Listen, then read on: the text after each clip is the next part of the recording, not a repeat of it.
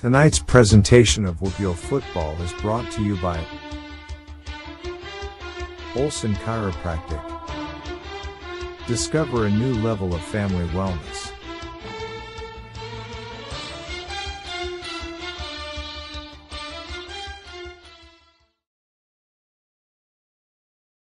Tonight's presentation of WPIAL football is brought to you by Olson Chiropractic. Discover a new level of family wellness.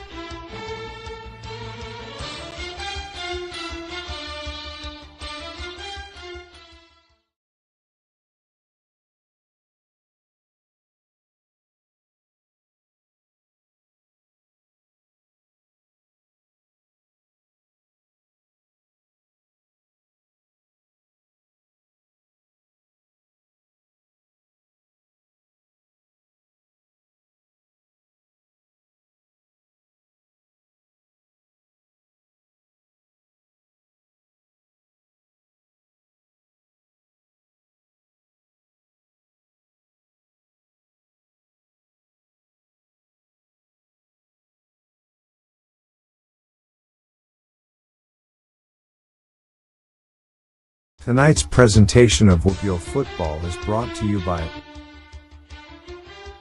Olson Chiropractic. Discover a new level of family wellness.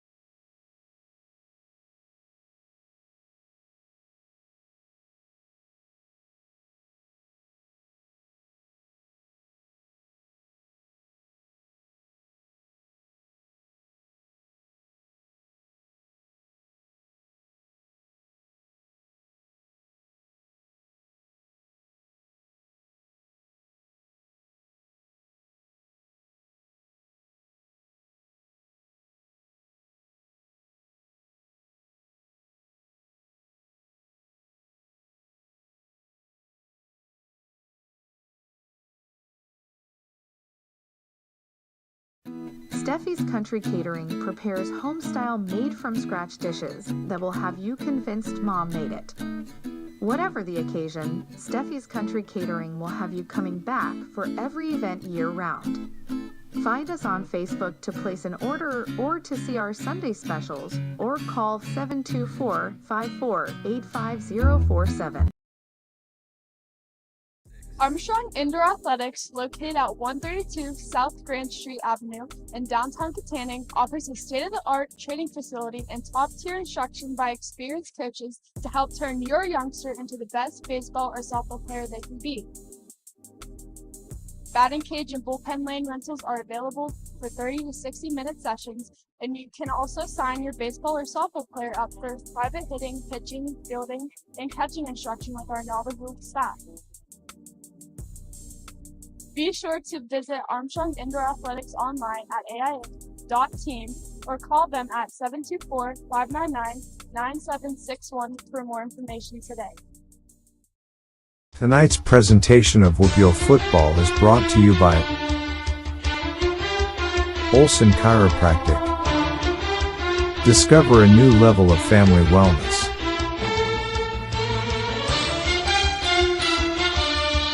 Steffi's Country Catering prepares home-style made-from-scratch dishes that will have you convinced Mom made it. Whatever the occasion, Steffi's Country Catering will have you coming back for every event year-round.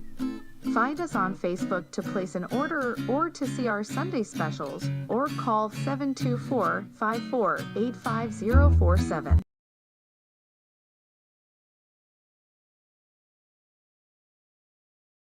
Tonight's presentation of WPIAL football is brought to you by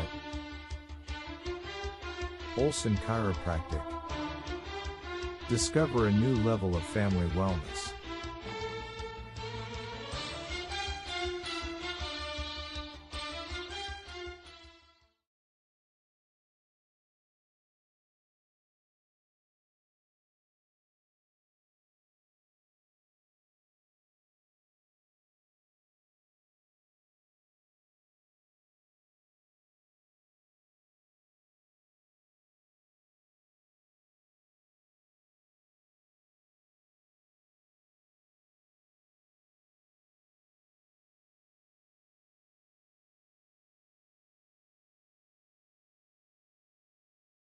Tonight's main sponsors are Scott Jones with Next Home 98 in Freeport and Douglas Insurance Services of Sonic.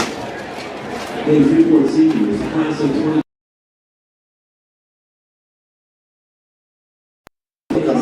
720? Yeah, that's a good. It builds connections between career-bound seniors and employers with career opportunities. The senior workshops are looking at the seniors with strength story, professional branding, power skills, resume-based interview skills. Thank you, sir. I'm going to try to get this up here. I'm going to try to set it up and then just read the directions at halftime, or I'll try to reiterate it to you during a break. Commercial. I'll tell you, I'm terrible on the camera. I'll try it if you want me to, but I intention to speak. Hey, why don't you just do color and let him do? We got to make sure we do all the replays. Or reads. We have a lot of reads tonight. Double.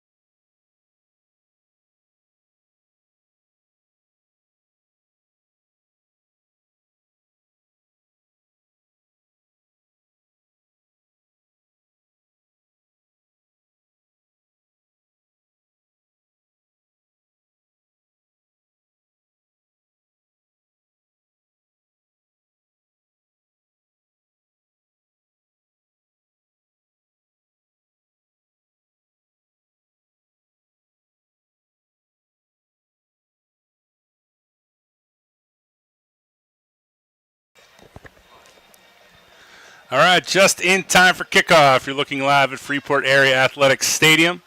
The Armstrong Riverhawks have won the toss and deferred. Freeport gets the opening kick, and Madden Wisniewski wearing number 3 tonight. These camo jerseys across midfield. Finally tackled deep inside Armstrong territory. Josh, that is exactly the kind of start that Freeport needs here tonight. Eric, you got to see Madden Wisniewski take one to the house against South Allegheny a couple of weeks ago, and he nearly broke it right there, almost popped it through that Armstrong special teams. Wisniewski, really a special player in special teams there, a lot of moves. He sure does. Another one of the loaded sophomore class, a lot of talent in that sophomore and junior class, a young team this year.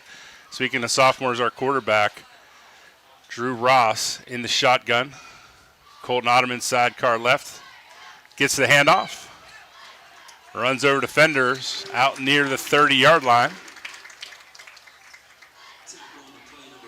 Number 14, Chase Jablonski. Primary credit for the tackle there. 7-yard gain brings up a 2nd and 3 for the Jackets. Ball spotted right on the 30-yard line.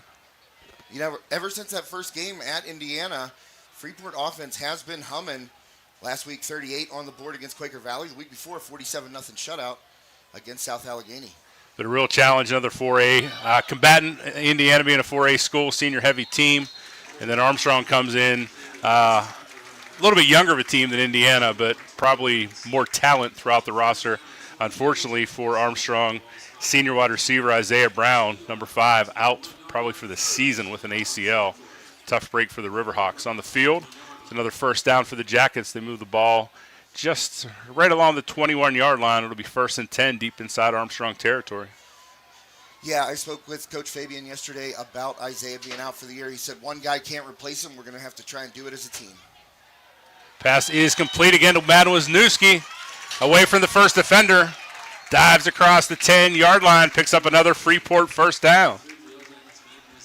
Well, wide open there over the middle, and Wisniewski again gets the ball in his hands, able to create some more yardage after the catch. Good play in space by Madden Wisniewski.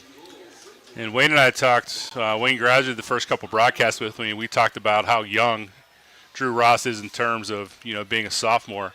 Plays a lot of 7-on-7 throughout, pretty much the entire year, and just has a ton of composure, mature beyond his years. And, had a lot of patience there and waited for the receiver to come across the middle. Handoff to Colton Otterman. Colton Otterman called into duty when starter senior Justin Jack was injured a few weeks ago, and Colton has just been absolutely lights out. He's been a force on defense since his freshman year, and now with the opportunity in the backfield has been really a spark plug for the Jackets these last couple weeks, unfortunately, since Justin got hurt. Yeah, I spoke with Justin's mom, Christy, down there taking photos as always. Christy, an awesome photographer, always hooks us up as we create the Leader Times Sports section too. And she said, Justin, hoping to be back in a couple weeks, so let's hope that is the case. Absolutely. Shotgun here, 2nd and goal. Handoff is to Otterman, reaches across the goal line. Man. Teammates call for the touchdown. Looks like the officials are going to call it short, so it's going to be 3rd and goal from about the 1-foot line. I don't know, Eric. It looked like before he came down, he extended that ball as he was falling backward. Might have been a touchdown, but instead stopped just a few inches short. Yeah, I don't think we quite have the resources yet with the High Top Sports Network to get a pylon cam, but maybe down the line. But, yeah, legs and butt were probably down before he extended the ball. Either way, 2 shots here from the goal line. Ross again out of the shotgun. Met that time in the backfield, number 24, Rex Harmon. Yeah, Rex getting in there, blowing that play up in the backfield. That's a huge stop for the Riverhawks right here with that ball basically kissing the goal line before that snap. So he's not very tall, but he is thick, stocky, and not afraid to throw his body around. The Harmon boys built like wrestlers, and they're fantastic on the football field. Freeport's going to call an early timeout here. 4th and goal to talk about what they're going to do from the 4-yard line at the 9-minute mark of the first quarter. Well, Eric, I will get into some live reads here for our wonderful sponsors, and let's first thank our official broadcast partner for this evening's game. That is Olson Chiropractic. Thanks to Dr. Ryan Olson and the fantastic folks there at Olson Chiropractic up in West Katanning. They will get you lined up, get you back on your feet in no time. Actually worked on my mom's neck, so you got a personal testimonial here. Got my mom back in shape. So thanks to Dr. Olson, you can make your appointment online, Olson-Chiro, CHIRO.com. And great sponsor, also a great family. Ryan, his wife, the boys, they just reload. You go from Caden to Ian, and then you got a couple younger boys too. Oh, yeah. Got quite the lineage coming through the ranks. Ryan prowling the sidelines. He's over there in that bright green, yellow jersey, probably still calling in plays for the offense like he did last year for Caden. Big play here.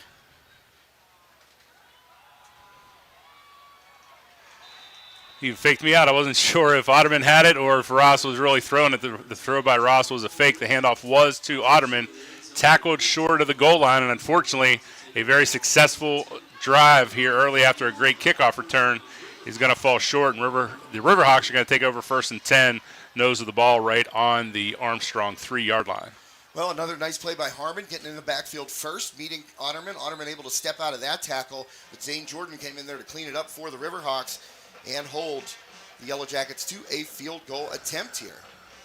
No, that was 4th down. That was turnover on down, so it's 1st and 10. Yeah. I wasn't looking at the scoreboard there. Yep. My bad. Even a bigger play. Yeah, huge stand for the Riverhawks after giving up that big return, and Freeport drove right down the field, but they pulled up the bootstraps and held at the goal line. Sprankle on the design keeper. Looks like number 56, Icky Woods, on the tackle for the Jackets. Sprankle's design keeper looks to be marked for about a 2-yard gain. It'll be 2nd and 8 with the ball right along the 5-yard line. Well, another thing Coach Fabian said, Colt is a little more slender than Jaden Oliver, who's also been getting snaps at the quarterback position so far during the non-conference schedule. But Colt right there putting his head down and burrowing forward for a couple. Fake handoff this time, throws deep. What a catch. Oh, and then it comes out.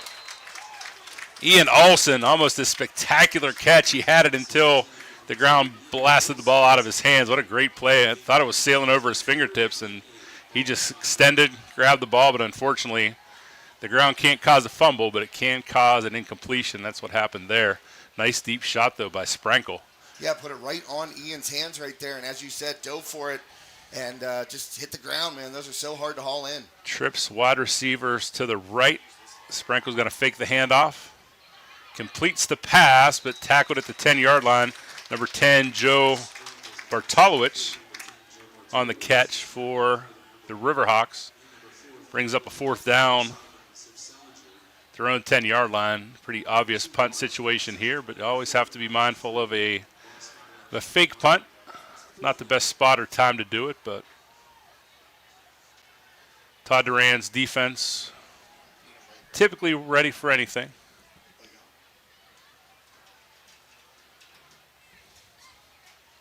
Looks like Sip Sellinger. They have his camo jerseys, a little bit hard to read. Looks like Sip Sellinger back deep to return the punt.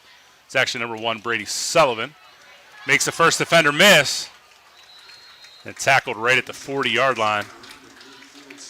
Number 35, Nicholas McNeely. And number 78, Rocco Swartz, combined on the tackle. Jackets will start 1st and 10 again, second time starting possession inside Riverhawk territory. Tonight's presentation of WPIAL football is brought to you by Olson Chiropractic. Discover a new level of family wellness. Sullivan and Sellinger split to the left. Got Dawson Gaylott, nephew of head coach John Gaylott, in the H-back here on the right side. Nice block. Colton Otterman has the first down and more up the Jacket sideline. Colton Otterman tackled inside the 5. Touchdown saving tackle by Chase Jablonski. Another first down deep inside Armstrong territory for the Jackets. Well, Jackets are having great success, popping some big plays here against that Riverhawks defense. And Armstrong going to have to come up with another big stop here. And I hate to give credit to the wrong guy. Jerseys are hard to read. I couldn't tell if it was Icky Woods or Taylor King, but one of them had a great seal block that let Otterman get out to the boundary and Icky rumble Woods. up the sideline. Not that Icky Woods. Yes, Icky Woods. Amazing. He was given that nickname in youth football, and it has stuck ever since. Handoff again is to Colton Otterman. Big hit by number 1, Kai Klein. Oh, man, Klein got in there, and he's moved down from his regular safety position into the linebacker position, and Otterman's slow getting up. You know, Klein's gotten a little bit bigger this year than he was last year, and Coach Fabian talked about moving him down from safety to linebacker, and he laid a smack on Otterman right there. Yeah, and that's one of the downsides to the two-way players. Freeport depends a lot on Colton Otterman on the defense, and now he's relied upon a lot on the offense now, subbing for Justin Jack. And we do hope that Justin is back in the next few weeks, but that's a lot of wear and tear. He plays a lot. He's defensive end. He's not built like T.J. Watt, but plays a lot like him. He doesn't take plays off. He goes 100%. So, him staying fresh throughout the game and then much less the season. He's following the trainer over to the table. Probably give him a little customary, quick little checking the pupils. Oh, no, he's got some bandages over there. Looks like he's got a cut on his elbow.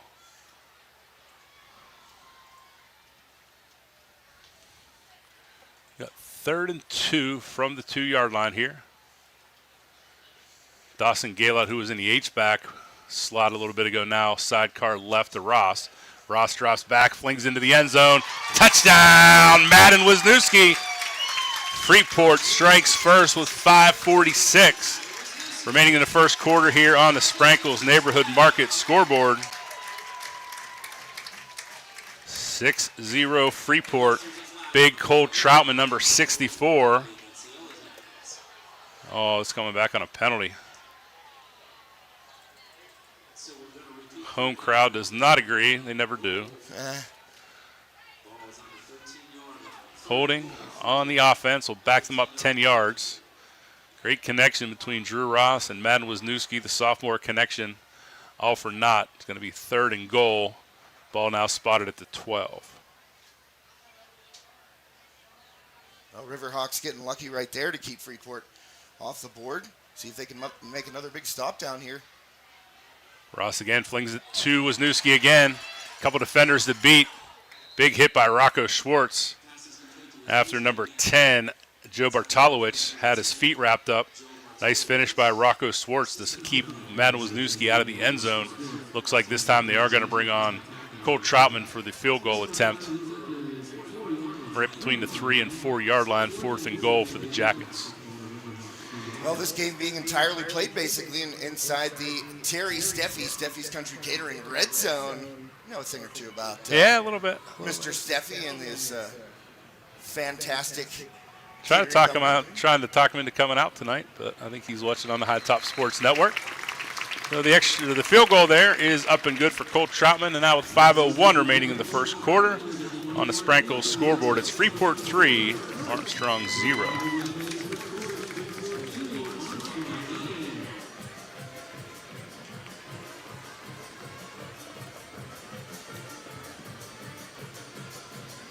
Armstrong Indoor Athletics, located at 132 South Grand Street Avenue in downtown Katanning, offers a state-of-the-art training facility and top-tier instruction by experienced coaches to help turn your youngster into the best baseball or softball player they can be. Batting cage and bullpen lane rentals are available for 30 to 60-minute sessions, and you can also sign your baseball or softball player up for private hitting, pitching, fielding, and catching instruction with our knowledgeable staff. Be sure to visit Armstrong Indoor Athletics online at aia.team or call them at 724-599-9761 for more information today.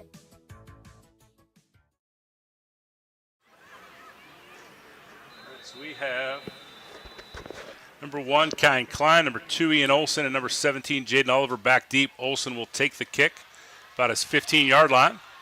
Makes a couple defender miss and is tackled right at the 35-yard line by number 23, Dawson Gaylott. Riverhawks will take over 1st and 10.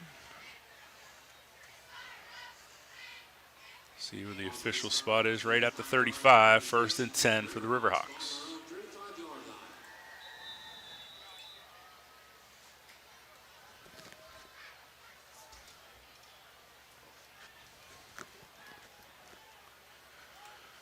Sprankle again out of the shotgun, trips left this time. He rolls and looks back to the right side. Great pass breakup by number 26, Colton Otterman. A late flag comes in behind the play.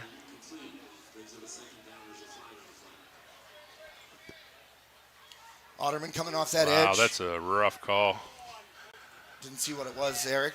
Late hit on the quarterback. Oh, man, who'd it go against? Because I saw Otterman go up and bat Otterman that knocked ball it down. There was another one near his feet.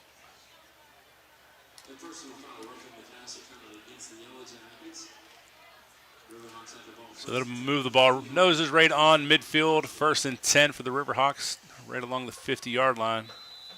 Well, I just watched that replay. That's a tough call. Handoff is to number 7, Alex Patton, near the first down. Taylor King, number 55. Well, General does not go down on first contact, rarely ever, and he powers for a nice gain right there. 8-yard gain brings up 2nd and 2. Brady Sullivan also contributed on that tackle. Patton again picks up the first down. Sullivan trips him up. Tackled high by number 23, Dawson Galop, but not before Patton picks up a Riverhawk first down. And they are in a fast pace here, not letting the defense get set. Handoff again is to Patton. Icky Woods this time off the bottom of the pile, grabbed the feet of Patton. Brings up a 2nd and 6. Fakes the handoff this time, passes to Ian Olson. Tackled as soon as he caught the ball by Sip Sellinger. Not before the Riverhawks pick up another first down as they rush again to the line of scrimmage.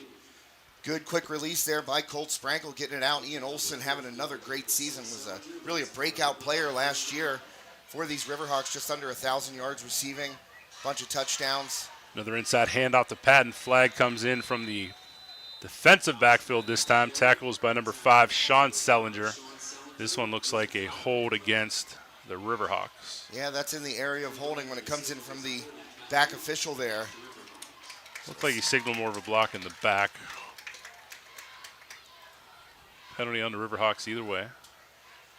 Well, another thing Coach Fabian mentioned yesterday, that offensive line, 4 new starters starting the season, and they're banged up a little bit. Got some guys out.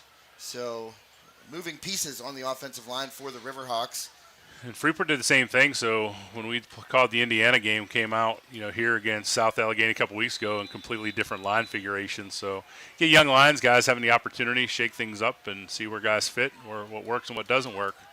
Everything seems to be hitting on all cylinders for both offenses, throughout the last couple weeks and here so far tonight. Sprinkles pass again complete to Ian Olson.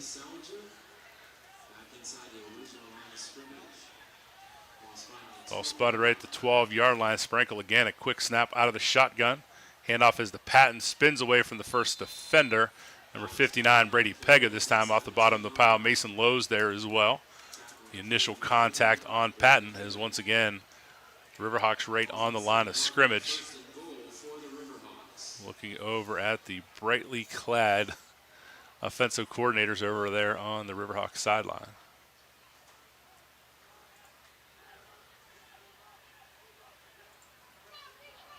It looks like they're changing the play right here, Eric. Oh. Looks like Sprankle thought that Patton was on his left. He was on the right. Yeah, nice Malik play. Fiebinger, number 33, on the sack there for the Jackets. First-year senior playing. He's a good baseball player. I'm sure Coach Carr, Wayne and I talked about this a couple weeks ago. I'm sure Coach Carr is not a real big fan of one of his top baseball players playing football, but Malik, a great athlete. He might have played some youth football when he was younger, but no time recently at the secondary level. Sprankle still out of the shotgun. Patton to his right, fakes the handoff, looks for Olson. Actually, pass was intended number 14, Chase Jablonski. Pass falls incomplete, brings up a 3rd and goal. Well, big spot here for the Riverhawks. They have a good kicker, too, Hunter Reed. Pretty accurate, hit a 32-yarder last week, which is not an easy kick. I mean, 32 sounds like nothing because we're used to the NFL, right.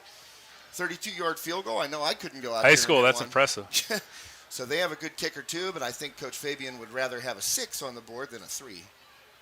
Let Hunter Reed kick that PAT instead. Timeout for the Riverhawks at the 2:11 mark on the Sprankle scoreboard here. And we'd like to thank Ryan Bowser State Farm licensed insurance agent in Ford City, our broadcast booth sponsor this evening. Everyone needs insurance. It's one of those things that you know you have to have, but might not always know what's best for you and your family. Let Ryan Bowser, a licensed insurance agent located at 1422 Fifth Avenue in Ford City, help you cover all your bases with State Farm's vast selection of insurance products. While State Farm is the largest auto insurance provider in the nation, the experienced staff at Ryan Bowser State Farm can assist you with everything from homeowners to pet insurance. We just got a new pet. We got a new cat. Okay. High-top cat named Cruz after O'Neill, not Tom. Hopefully your cat can stay off the DL. Yeah, really. I hope I don't need Ryan Bowser State Farm pet insurance for Cruz, but nice to know you have it if you do, right? visit RyanBowserSF.com for your free quote today. Thanks to Ryan, our broadcast booth sponsor tonight. Trips to the left here, usually a good formation for a bubble screen. You don't know which two. Usually you're going to see two blockers there and one catch the ball. A lot of times in this kind of wishbone formation over here, Ian Olsen split to the right by himself. Double coverage over on, looks like Brady Sullivan is shadowing to Ian Olsen's side. Single coverage on trip receivers here to the left. Not sure what our officials are waiting for to start the clock.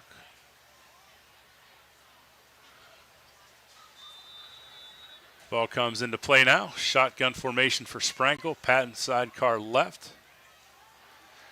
Does look to this trip side. Single coverage to Jablonski. Great play by Madden Wisniewski.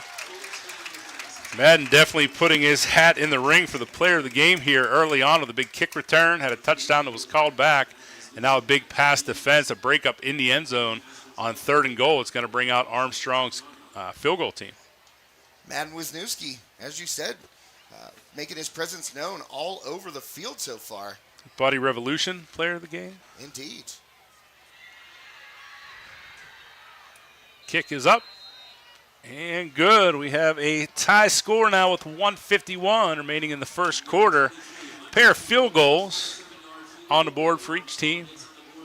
Or one field goal for each team. A pair combined, 3-3. Here with 1:51 remaining in the first quarter. Interesting start to the game. Big kickoff return by the Jackets. Nice defensive stand after they drive the whole way to the goal line. Get the ball in plus territory on a punt drive. Have to settle for a field goal. And then a nice drive down the field by Armstrong just to get in position to score. And unfortunately for Armstrong, they settle for a field goal. Well, I told you Hunter Reed was accurate. He banged that 27-yarder, split the uprights, and had plenty of leg. That one might have been good from about 40. So Hunter Reed ties it up here at 3 apiece. Thanks to Bird's Foot Golf Club. They were our pregame sponsor tonight, and Bird's Foot Golf Club is a fantastic place to play. Big E, you know that. Absolutely. It's about a mile or two as a crow flies from my place, a couple back roads, but I heard that's Joe's favorite place to lose a sleeve of golf balls. He loses. You know what? Joe is the Pro V1 magnet. He could hit a Wilson staff into the woods and come out with 6 Pro Vs. That is not a lie. Bird's Foot is a great place to get balls in the woods because most people just keep on rolling. Squib kick. Sellinger takes it just short of the 10-yard line, heads to the Riverhawks sideline. Makes a couple defenders miss. Gets up to the wall. Good return again here by the Jackets. Sips Sellinger behind all the Riverhawks. Sellinger's going to take it to the house. Touchdown, Freeport. Wow. No flags on the field. Unbelievable, Eric. Special teams again for this Yellowjacket squad. Had a punt return and a kick return for a touchdown against South Allegheny. And they hit the house again. Sellinger and Wisniewski, the 1-2 punch on the returns for the Jackets. Big play. Man, I wasn't sure when we were watching the replay now. I was not sure if he was going to get clear of the hash marks, but once he got around the corner, he hit that wall. Good block over on the Riverview side or Riverhawks sideline. Didn't see who made that block, but a great block to spring Sellinger to the touchdown. Block of the extra point. Good pressure there. Got 78, Rocco Swartz. Well, of course, you want to get that 7th point on the board after a touchdown, but still, the Jackets, they found something against that Riverhawks kick coverage. A couple of huge returns here. That's one thing, watching my son graduated last year, but one thing I like that John Gale on his coaching staff do. They use a lot of the younger players on special teams, so kickoff, kick return, and even sometimes on the punt formations, and that really prepares them, for these situations. By the time they're, sophomore, junior, they have some reps in. They're fresh because they've been, watching some of the older, more skilled guys, and Sellinger had a great a great run to begin with, on that return, but some really good blocks by some guys that get some reps on special teams. And with 3A football, we lose a handful of JV games every year because other teams don't have enough players or backup quarterbacks. So these special team reps are valuable, for these young players. Looking on the field now, number 2, Bryson Pega, a freshman, younger brother of Brady Pega, one of the starters. Usually Danny King, number 8's out there. I don't see him out there at the moment. Cole Troutman kicks the ball and rolls, taken right at the 20-yard line. Klein himself makes a couple defenders miss. Nice tackle to the ball. Come on, he squirted through that contact. I think that was kicker Cole Troutman that made the big hit on that kick. Klein gets the ball out to the 41-yard line where the Riverhawks will start again. 1st and 10. See if they can respond to the Freeport touchdown. Not much of a blow for the Freeport defense. That's the only downside to a quick special team score is the defense is right back out there. And a lot more two-way players this year than last year for Freeport. That big senior class moving on. This year's seniors not quite as deep, nor are the juniors. So a lot of sophomores playing, but a lot more double two-way players this year than last year. Another big run for Alex Patton across midfield. Picks up a Riverhawk first down. Well, you said Troutman delivered the hit on the kickoff return. Not necessarily a kicker's body out there for Troutman. Listed at 5'11", 205, but he looks bigger than that. He's got a nice leg, yeah.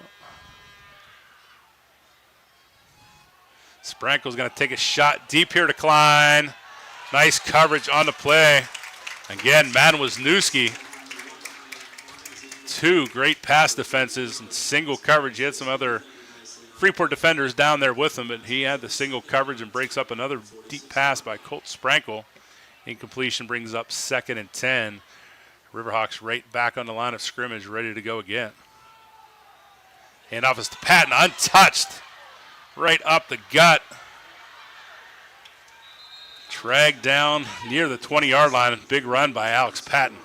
General running hard right up the gut. As I said, never goes down on first contact. Certainly doesn't shy away from that contact either. He actually lost a little bit of weight prior to the season. It's definitely helped with that speed and explosiveness, but still a physical runner. Nice low center of gravity. Not much there, though, for Patton. Looked like Otterman got in there maybe. Yep, Sean Sellinger had him low. Otterman finished him high. 1-yard gain brings up 2nd and 9.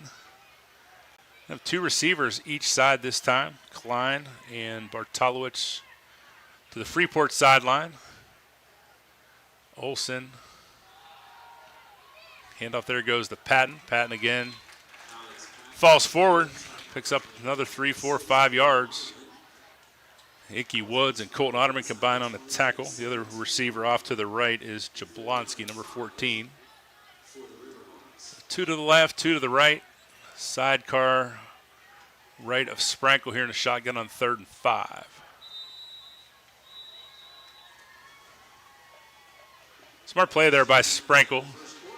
Oh, that's final play of the quarter. I thought maybe they called a timeout. Not comfortable with the play that was called, but that's the final play of the first quarter.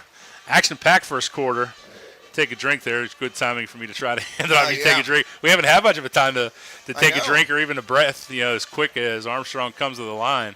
But good start on special teams for the Jackets, and a field goal each way, and that big return for Freeport is the difference right now, 9-3. But Armstrong driving again.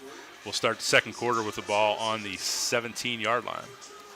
I'd like to thank Tony's Pizza Cafe right across the road here in Sarver, PA, 117 Malone Drive. Tony's is our extra point sponsor, even though the first attempt on that extra point was blocked. We still love Tony's, of course. Tony's Pizza has been creating the finest New York-style pizza since its inception. With a dedication to quality and authenticity, Tony's has earned a reputation as the go-to destination for mouth-watering pizzas and delightful Italian delights. Who wrote this? Oh, dishes, sorry. I'm trying to do two things Probably at once. Joe. No, it was definitely me. Delightful Italian dishes, not delights. I thought I saw delights on there twice. Tony's is also known for their innovative creations like the seasonal pumpkin pizza. That'll be coming up here shortly. And the much-loved Grandmom. I don't know if you've ever had one of those. They're great. I have not. I like to stick to the I like what I like kind of thing. Their meatballs are fantastic, my goodness, though. Dude. And the cheat code, I figured out they sponsored something at the racetrack last year. They send the garlic knots and meatballs. You cut the garlic knots in half, put a meatball in it. Oh, my goodness. I ate way too many of those things. Talk about a life hack right there. So thanks to Tony's, our extra point sponsor and play of the game sponsor. Pass complete to That's Klein into the end zone for a Riverhawk touchdown. One of those trips left, little bubble screen, 2 blockers. Like we have a Freeport Yellowjacket down on the far side of the field. Help up from his friends. That's number 1, Brady Sullivan. That would be a big loss. Oh, yeah. Limping a little bit. And Could have been a cramp there. It's still, it's a great day for football. I said this to Joe. It's a beautiful day for football, but still just a little warm. Still kind of early enough in the season where you'll catch a cramp. Yep. And Brady's a pretty slender kid. There's not much to him, but he is tough as nails, lightning fast. Hope it's just a little tweak. Looking at the ankle. On the sideline, kick is up. Freeport tried to block that one, but Reed's kick is up and good. And with 11:53 remaining in the first half, Armstrong strikes back and takes the lead 10-9. Well, there's your Tony's Pizza extra point. So thanks to Tony's. On cue. Perfectly placed. And I'll tell you what, we kind of got hooked on Tony's over the summer. I got my little brother Jesse hooked on the Tony's, and that's where we went for his birthday. There you go. And you know what I got when I was there? The meatballs, man. Meatballs, yeah, buddy. buddy. Meatballs. They were Grandma's meatballs, actually. They were special, and they were fantastic. So we love Tony's. I really appreciate his support of us covering Freeport athletics. And his son, on the roster, first-year player Salvatore Coppola Jr. Not Italian name at all. No, right not there. even a little bit. Yeah, he's coming out for the first time. Dad was telling us, I stopped and got pizza, a couple slices. I like to go just grab a slice or two. They have buffalo chicken. They have all kinds of stuff there. Just slice. They throw it in the oven, heat it up, and he was pretty proud that his son Salvatore out on the football roster this year, first-time player. So hopefully, these jerseys are tough to see. I know. But hopefully Salvatore, I see him right out there. He's right around the 45-yard line. First-year player, I'm sure there'll be some growing pains this year. Probably see more of Salvatore on the line next year. Some big shoes to fill next year. Seeing 3 seniors across the offensive line again: Brady Pega, Taylor King, and Icky Woods. So there'll be lots of reps for somebody else next year. Another decent return by Sellinger, this time tripped up short of the 25-yard line. I see number 3, Ethan Ekman, and number 10, Joe Bartolowicz, coming off the bottom of the pile for the Riverhawks. Jackets start 1st and 10. The ball will be spotted at the 24-yard line. Yeah, I think Coach Fabian will take that return over the ones he's seen so far out of Freeport. Yeah, better coverage that time. Actually, there was the best stop yet. one rumble inside the 50, one take it to the house. So I guess they'll take it at 25 there. And that touchdown pass to Kyan Klein was, I was going to say Ryan Sprankle. It's actually Colt, his son. Colt Sprankle's 8th touchdown of the season. No picks this year. Late substitution there, number 6. Owen Niestein coming in. Handoff was to Colin Otterman, number 26. Looks like Sip Sellinger, number 4, was the one that needed the break. We're going to get a timeout. Another Freeport player down out there on the field. Yeah, so. Looks like Icky Woods. He's up quickly. I know those guys up front, they don't like to stay down. I saw a lineman in the game I covered a couple of weeks ago down Armstrong and Aliquippa, a lineman screaming at the trainers to get away from him. And he got up on his own and walked off the field.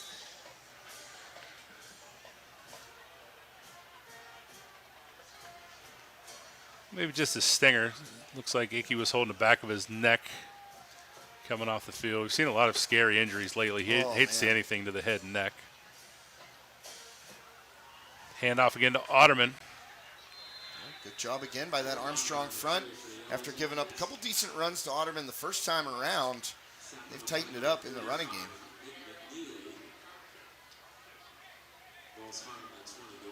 Yeah, Coach Fabian and his staff have definitely adjusted since that first drive. Freeport not, and again, you lose one of your starting offensive linemen, you're not going to have the holes that you did before. So hopefully Icky Woods can get back on the field sooner rather than later. 3rd and 14 now, long way to go for Ross. Handoff again to Otterman. It's back across the original line of scrimmage. And bring up 4th and a long 9. 9.5. Freeport's going to be forced to punt. Well, haven't seen that yet for the Jackets. First punt of the game for Freeport. Is that correct? Yeah, not too shabby. 10-minute mark of the second quarter. Mentioned earlier, Danny King. Looks like Danny back deep to punt maybe. Jerseys make it tough. Timeout. It is Danny King. Nope, that's Sip Sellinger, number 4. These jerseys are. I know. I have pretty good eyes, but yeah, contacts I can see pretty good at distance, but make it tough to see. But Sip Sellinger, the punter. Well, timeout taken on the field by the Yellowjackets. We'd like to thank the John F. Graff Insurance Agency, our halftime sponsor today. John F. Graff Insurance Agency has been serving Armstrong County and Western Pennsylvania since 1997. As a proud member of the Keystone Insurers Group, a recognized leader in insurance and financial services, John F. Graff Insurance has the insurance products and services to meet today's changing needs. They have the knowledge and the resources to customize an insurance program for you. Visit them in downtown Katanning, 213 Market Street, or online at dpainsurance.com/Graff-agency today. Thanks to John. He's a big sports guy, hockey guy. His sons are hockey players for the Riverhawks. Sellinger set the punt. Olsen and Bartolowicz did return. Fair catch by Olsen. Riverhawks will start 1st and 10 with the ball at the 44-yard line. Hate to call a timeout just a punt, so I'm not sure what the situation was there, if they were short on players or play clock was low. We've seen Freeport calling a timeout on 4th down a couple times when Wayne and I did his first couple broadcasts. They'd come out in a punt formation or field goal formation, call a timeout, come and run a play. But they come out of the timeout and punt anyway here, and wasn't really the territory for a fake punt. Just down 1 early, not a good time to gamble, but you only get 3 timeouts. You hate to use one to punt, but I actually, see how it works out. At the West Shamokin Purchase Line game last week, Purchase Line had 13 guys on the field for the punt, got flagged. Only 1 guy came off, and the official was like, I'm going to flag you again. And they finally got the extra guy off there, but I'd never seen that before. I'm really surprised Otterman to get whistled for a neutral zone infraction there. He was right on top of the line of scrimmage. Play goes to the left. Handoff that time. Jaden Oliver. Is he out of the is that design keep? Yeah, he Oliver in at quarterback. Yeah, Splitting reps will Sprinkle. Yeah, well, he's about 3-1, 2-1, 3-1 so far. And Coach Fabian said last night he deserves those reps. I was talking to Jaden's dad earlier. He and I have been coaching against each other for quite a few years, and he was hopeful that Jaden would get a shot. Big shoes to fill, no matter who it is, Colt or Jaden. Coming in after Caden, tough shoes to fill. But to have 2 solid options, a sophomore and a freshman, a lot of options for Coach Fabian. Fake handoff there. Shot deep by Oliver. Pass is short. Ian Olsen turned into a defensive back there and knocked the ball away from Sip Sellinger. Pass ball is incomplete. It'll bring up a 3rd and 1 for the Riverhawks. Yeah, Coach Fabian told me that Jaden, more of a running option for him than Sprinkle is. Just frame-wise. You could see Oliver a little bit bigger in the shoulders than Colt is. Another family, 2 or 3, 4 boys with the Olivers. So lots of Olivers in that pipeline too. Wonder how many pairs of shoes they've gone through. I can tell you how many are in my house. I got 4 boys. I know. Handoff as the Patton picks up the big 1st down. And the thing annoying about shoes, my oldest son wears a size 14 like I do. And he's always taking my shoes or my slides. Like, come on, dude. My son is now getting to about my size. He's a little shade over 6 foot, about 170. He's an 11 right now. I'm a 13. And he's starting to take my stuff. That's a blessing and a curse, I guess. Could be worse, but every time all my slides are not there, go to put my Hey Dudes on there, God knows where. Yeah, they're on Peyton's feet. Yeah. Another run by Patton, tackled by Dawson Gaylott. He's up a 2nd and 3. Oliver right back to the line of scrimmage. Patton sidecar left. Handing off again to Patton, off tackle. That first down there for Patton, looks like. Malik Fiebinger, a nice tackle. Off the defensive end, grabs his feet, but as you said, General Patton always moving forward, falling forward, picks up the first down. Looks like Icky Woods here on the Freeport sideline might be ready to try to get back in. He was down here working with the trainer, helmet's back on, so I think if it was an issue, the trainer would take the helmet. Nice run up the middle. At number 25, Phoenix Winecoop. First time we've seen Winecoop tonight.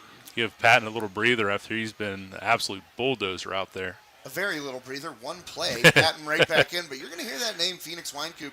He's gotten a couple of touchdowns late in games so far this year. Really shifty runner. Kind of got that a little bit more explosiveness than Patton. Not as physical, but Winecoop going to be coming in after Patton graduates. You'll hear his name a bunch. Got a flag over on the Riverhawks sideline. Might have been offsides on the might have been Kyan Klein jumping off right there. Now it's on Freeport.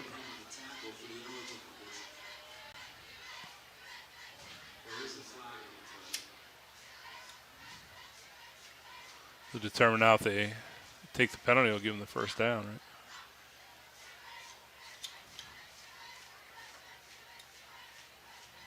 All right, moving back. I don't know. Went back to the line of scrimmage, moved it 5 yards. So it will be a first down, 1st and goal. Ball was spotted right across the 4.5 yard line. Oliver out of the shotgun. Bartolowicz in motion, gets the handoff on a jet sweep. Nice play in the backfield. Taylor King with a tackle. Taylor King started the season as number 3, was hoping to play some tight end, but after that first game, he was one of the players who was adjusted along that offensive line. Has been since moved to guard where he had to play some last year, and has done a great job.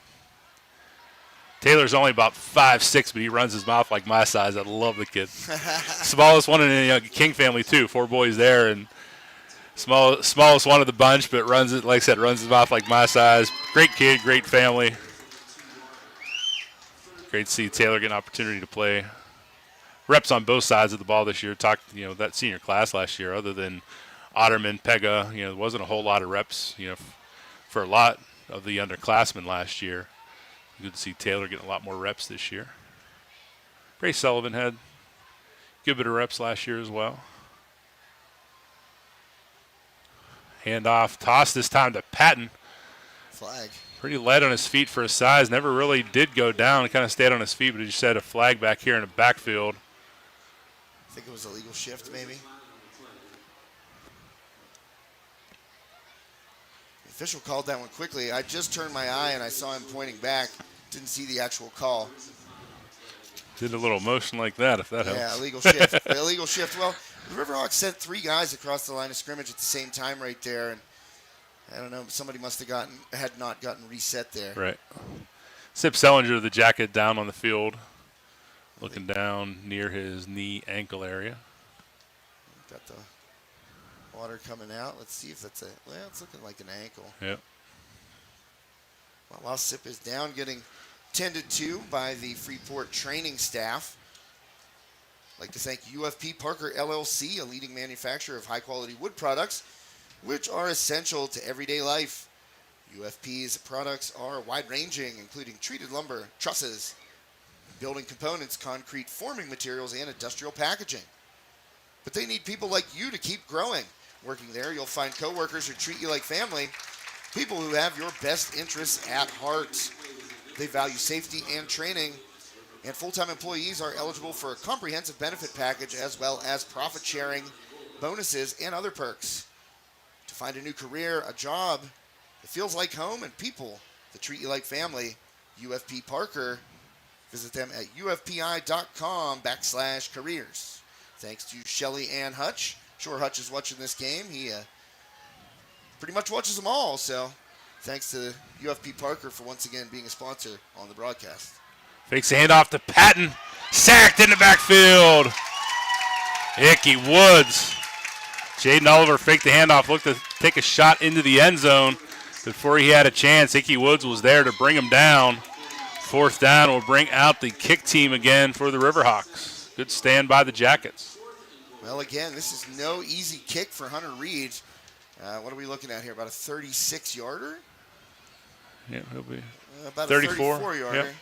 So Sip Selinger was the injured player before that timeout, and they got not a whole lot of time. They came into the huddle with less than 10 seconds to go, kind of rushed that call maybe. Kick is up, looks to the left. No good. Kick goes wide left. Score remains 10-9. 5:46 remaining in the first half on the Sprankle scoreboard. Looked like me off the tee at Birdsfoot Golf Club. Hooking it just a little bit. I hit lefty, so I would have hooked right, but still a hook. So talk about Sprankle's neighborhood market, downtown Katanning for you guys, Saxonburg and Leechburg. They have the hashtag #SaveOnMeat. I'm still blown away. Got fresh hand-rolled sushi in downtown Saxonburg. Oh, dude, the best. My favorite part, though, is the subs. They're Italian subs. They get these monster 15, 18-inch subs. They're like $6-7. Fantastic.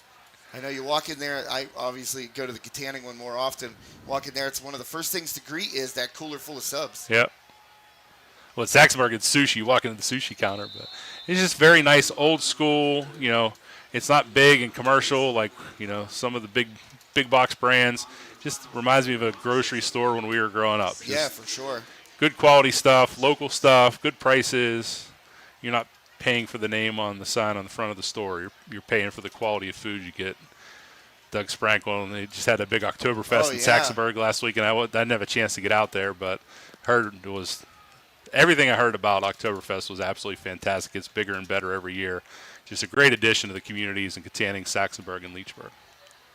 For sure, and big-time sponsors of what we do. So, double reverse. This one goes to Selinger, who just had that ankle injury in the last defensive set. Flag here on the Jackets sideline. That seemed like a lot later of a hit than the one caught on the quarterback earlier, but different official there on the spot. I mean, Klein did contact him, but he was stepping out. That you got to let go right there if you're a defender. That's so tough to do, though. It is. You're going taught full to play speed, to the whistle. Trying to play that angle. Exactly. Play to the whistle. We didn't hear that whistle. So Klein finished him off, and as I said, as you said, not to see the laundry on the field there, but legal block there on the Jackets. Yep, block in the back. See on the replay here. And now that I look at that replay on, because we have a little bit of delay on the live stream, not a late hit at all. His feet were still inbounds, driving the defender out. Better angle there on the camera than I had here in live time. Brings up a second and about 14 for the Jackets. Otterman a sidecar right. Ross going to drop back. First pass deep. Man Wisniewski again across midfield. Mad Wisniewski is having a game tonight. Big first down for the Jackets. Tackled by number 14, Chase Jablonski, but not before the Jackets rumbled deep across midfield. 1st and 10 with the ball at the 38-yard line. Boy, give credit to Ross on that. Just an absolute dime right into the hands of Wisniewski in stride. And what a weapon he is. Only a sophomore, you said, right, Eric? Yep. And just hard worker. Very hard worker. Not one of those naturally gifted athletic, like some kids who just show up and, don't put the work in. He works his butt off. Basketball and football both. Great to see it paying off for Madden Wisniewski. Otterman on the carry. Looks like number 35 on a tackle. That's Nicholas McNeely. Brings up 2nd and 6 for the Jackets. Ross gets the play on the sideline, comes back to his huddle. Talked to Sean King, one of the assistant coaches, Taylor King's dad. We're talking before the season started. A couple different options at quarterback, Drew Ross being one of them. Sean Selinger is a junior. Then his son, Danny King, freshman, plays a lot of quarterback too. And he just raved about Ross's command of the huddle. Big first down design keeper for Drew Ross. Just mentioned earlier, just maturity and confidence beyond his age, being a sophomore quarterback, first-time starter. You'd never know it to watch him. Yeah, taking over for Gavin Croney, where, when I would watch Gavin play, his arm talent doesn't blow you away. His speed doesn't blow you away, but it was the leadership, the way he commanded the offense, the way he got guys into position. And you could tell that his offense, when his voice opened up, they were listening to him. And that's another thing that's really impressive about Ross, as you just said, that leadership ability to take over for a guy like Croney who was known for that. Yep. And especially when you're comparing him to your own son, and then and it was just me and him, wasn't there? Like there was a bunch of people around. I mean, it was just an honest conversation, and he just, effusing praise for Drew Ross. Unfortunately, gets sacked there in the backfield. Maybe a little bit of an announcer's jinx, but it happens. Trust me, it happens. You know it all too well as well. Yeah. So mark for a 7-yard loss. Drew will come get another play. Still plenty of time on the clock. To see who got in there for Armstrong on that sack. We'll get a chance here between plays, maybe. I thought it might be Harmon again there, and if so, he's having a heck of a game.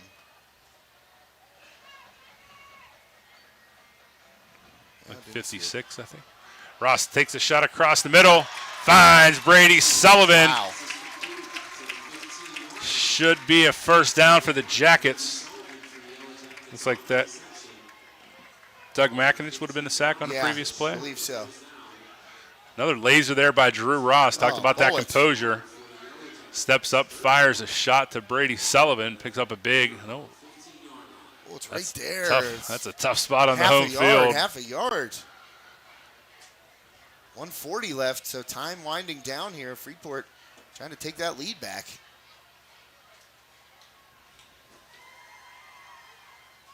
Ross out of the shotgun, drops back. Throws the ball out of bounds. I was looking for a flag there. It was pretty close to a hold as Ross was under duress in the pocket. Gets out, throws it out of bounds. No flags. Brings up a third. Or it's going to be 4th and 1 now. Yeah, 4th and 1. Big decision here for head coach John Gaylott. Wayne and I saw the first couple games, couple different times. Looks like they're going to kick. There was a couple times where Ross would come out in the shotgun and then he'd rush up to the line at the last minute, take the snap, and quarterback keeper. But looks like Freeport is going to send out Troutman for the 32-yard field goal attempt. Again, not an easy kick. Especially already having an extra point blocked. That looks like it's going wide left as well. One field goal each, one missed field goal each for Freeport and Armstrong with 1:20 remaining here in the first half. Score remains Armstrong 10, Freeport 9 on the Sprankles Neighborhood Market scoreboard.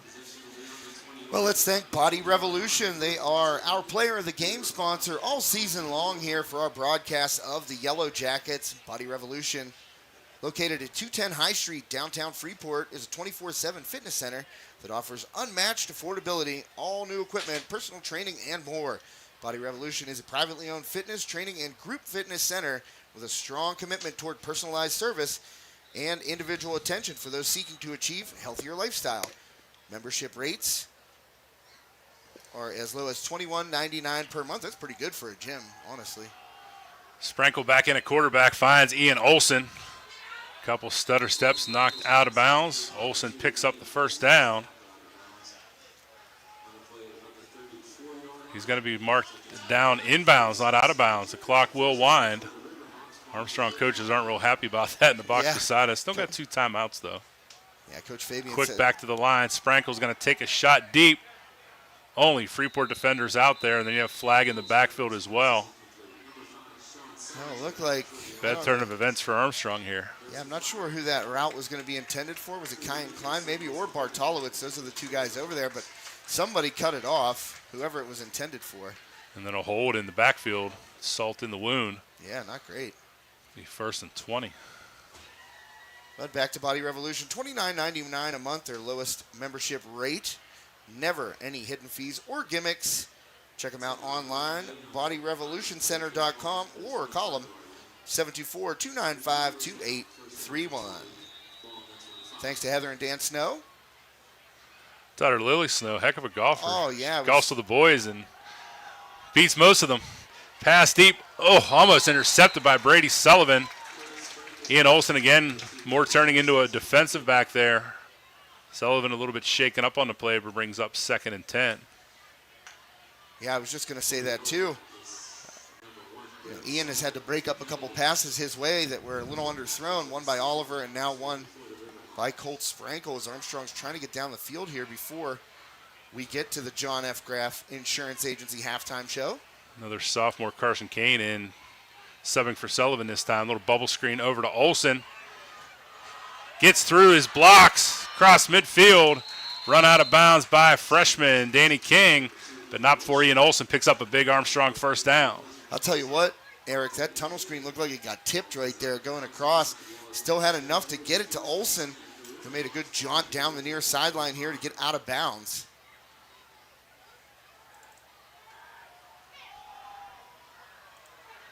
Deep shot there. Oh, coming down with it. Oh, a little something extra was said there by Kai Klein. Yikes.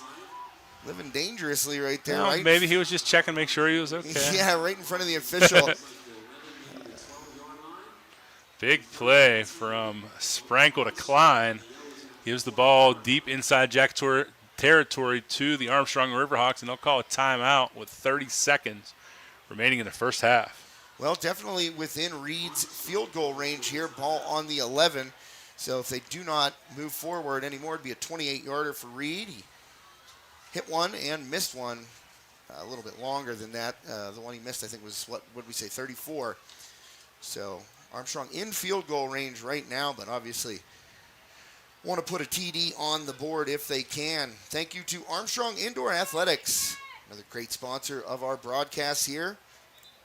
Check them out at AIA.team. Give them a call, 724-599-9761. They put in a huge indoor turf field. I don't know if you've seen it, Eric, but I've not been there since the renovation. Yeah, we've got some new footage in the commercial, so we'll run that for the folks out there. They can see the new indoor turf field there. It's really awesome. It's way bigger than what I thought. If you look at it from the outside, you don't realize how big that back part of AIA is. And I mean, they're accommodating youth soccer teams, lacrosse, so you can run football drills in there if you reserve a part of it. I mean, it's really impressive. It's not just baseball and softball, the teams that are getting work in there. So maybe if you have a youth soccer team that you coach, give AIA a call, see if they can accommodate you with some space. Probably getting towards travel baseball tryout season 2 for the AIA Angels. Yeah, the AIA, the travel baseball program in there, really good. You see a lot of those guys come up to the high school level in various schools in the area. Such an awesome resource to have. I mean, we never had anything like that when I was growing up. It was go up and hit rocks. Yeah, go to the park and try to get on the field. Yeah, exactly. Jump in, kind of pick up baseball and basketball and whatever you can get at the parks, but we don't have anything. I'm surprised we don't have anything like that yet here in Sarver. I've heard some rumors and some rumblings, but nothing's come together yet. Wide open, touchdown Jablonski. Not sure what happened on the coverage there, but Jablonski ran wide open into the end zone.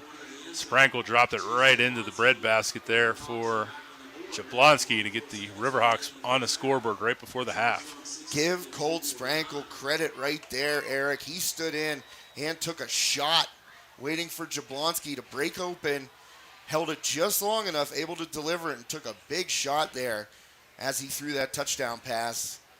Colt with a couple in this game. And we got a Tony's Pizza Cafe extra point coming up. Hunter Reed in to attempt that extra point. Hold is down, kick is up, and good. No flag, so that'll make it 17-9 with 24 seconds remaining in the first half. It looked like just a coverage thing where the defensive back that was up stayed with Klein near the line of scrimmage, and Jablonski just ran free, unchallenged for that Riverhawk touchdown. These jerseys, it's so hard to see. I was trying to see who got into Colt's face there as he delivered that ball, but he did take a shot as he got rid of it. Somebody came right up the gut and nailed him, but Colt able to hang in, get rid of that ball, and drop it right into the breadbasket for Jablonski. Freeport will see if it can strike gold again. Sip Sellinger a little bit beat up here since that big kickoff return earlier. Madden Wisniewski having a big game, is back deep to return, as is number 33, Malik Fiebinger. See where Reed decides to kick this. Yeah, go ahead. No, I was going to say, as you said, Fiebinger, great speed back there. But that combo of Sellinger and Wisniewski, man, hate to lose one of those guys when you need a big return.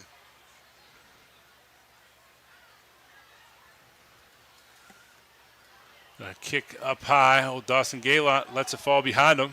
Wisniewski's going to take it and run out of bounds. Coverage on the play by number 3, Ethan Ekman. Runs Wisniewski. Number 3 runs number 3 out of bounds. Wisniewski will step out with 23 seconds remaining in the half. We'll see if the Jackets take a couple shots here or just take a knee and head to the locker room.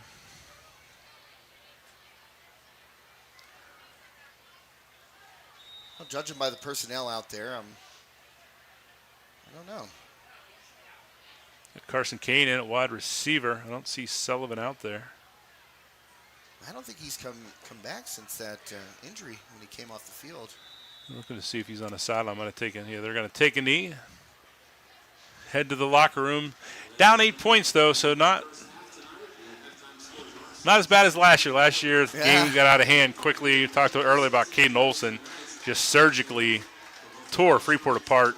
Anytime, last year, we'd drop 7 or 8 into coverage, that hand the ball off up the middle, would put 8 in the box, he'd throw over top.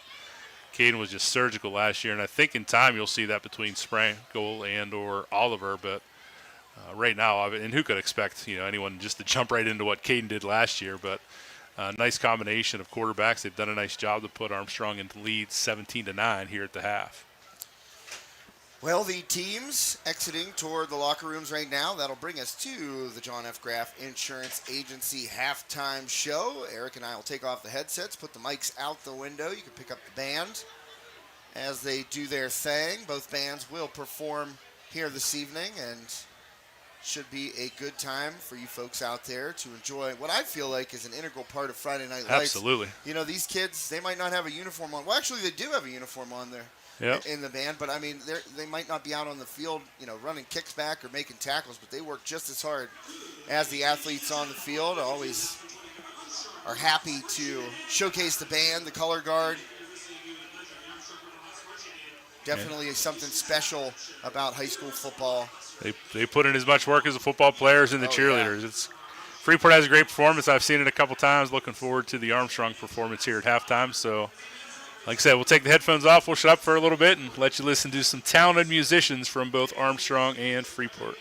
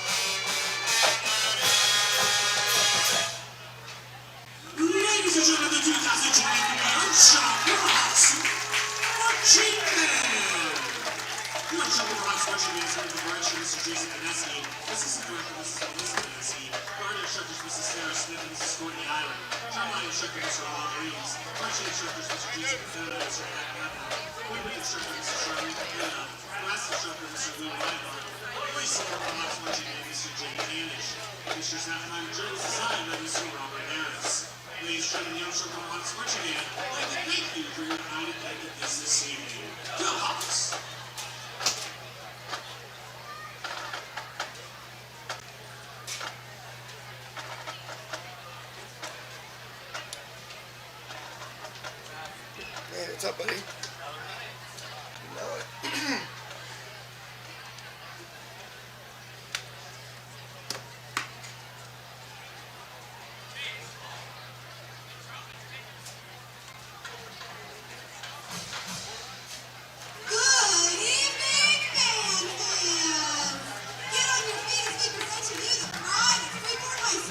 The 2023 edition of the Freeport Area Yellowjacket Marching Band. We are the voices of the band and Lindsay and Valerie. The band is under the senior leadership of auxiliary captains Ethan Humbo, Lachlan Kuzer, Caroline Black, features drummer Lexi Weisman, drumline captain Cody Stubbins, brass captain Ella Either, woodwind captain Michaela Bodley, drum major David Spargado and Logan Check, commanding officers Caitlin Brennan, Becca Kibler, Maxwell Cruz, and Nick Canal. Grab your pink jackets, dust off those floors, and get ready to groove to the funky sounds of Bruno Mars as the band is pleased to present Take Me to Mars. The band opens this Bruno Mars dance party with the 1990s R&B-inspired hit, 24 Karat Magic.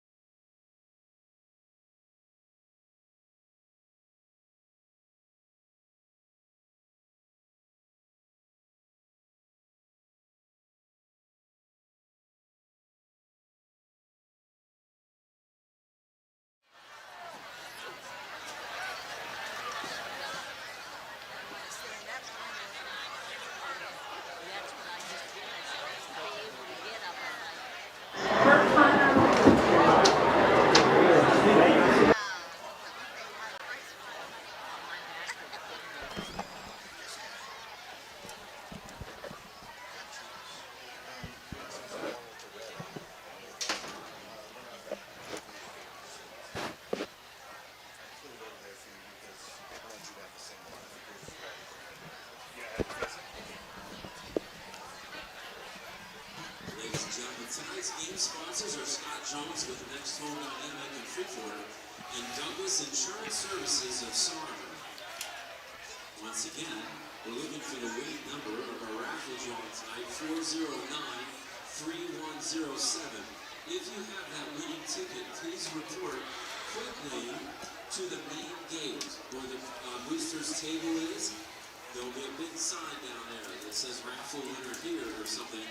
They have your money. 409-3107. If you have that winning ticket, please report immediately to the boosters table right inside the main gate. Offering world-class care to athletes of all ages and skill levels, UPMC Sports Medicine is proud to be the official sports medicine provider of the Freeport Yellowjackets. To learn more, call 1-855-93-SPORT or visit upmcsportsmedicine.com.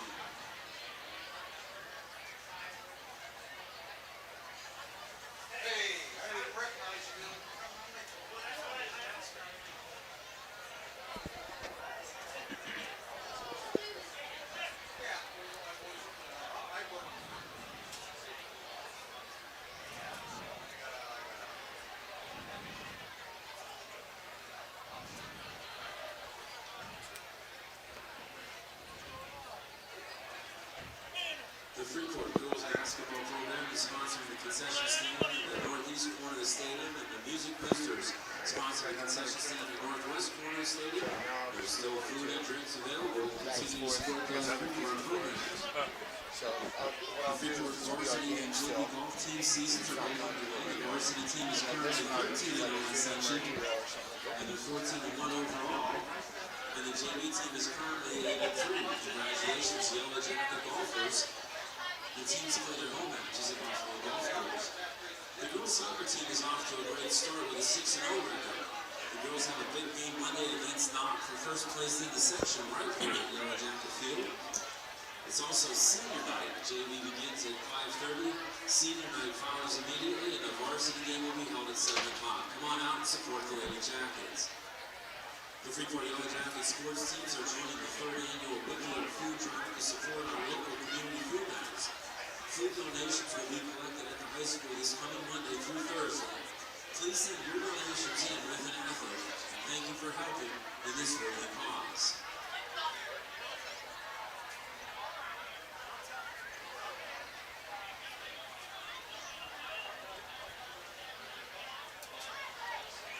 The girls' volleyball team continues to march forward to defend its WPIAL and PI state titles from last year. The Jackets are currently ranked #1 in the WPIAL, as well as the #1 state ranking position. They have victories this week over Armstrong and Valley, and then last night defeated Barry. All wins were 3-0. The Lady Jackets have not lost a single set all season. The junior team has an undefeated record as well, and will be hosting their fall tournament at the middle school gym starting tomorrow at 9 o'clock. This week, the girls travel the neighborhood academy on Tuesday, then host Livingston Valley on Thursday. Come on out and see what all the buzz is about. And by the way, you'll want to mark your calendars as the Lady Yellowjackets will celebrate their seniors on senior night, October 3rd.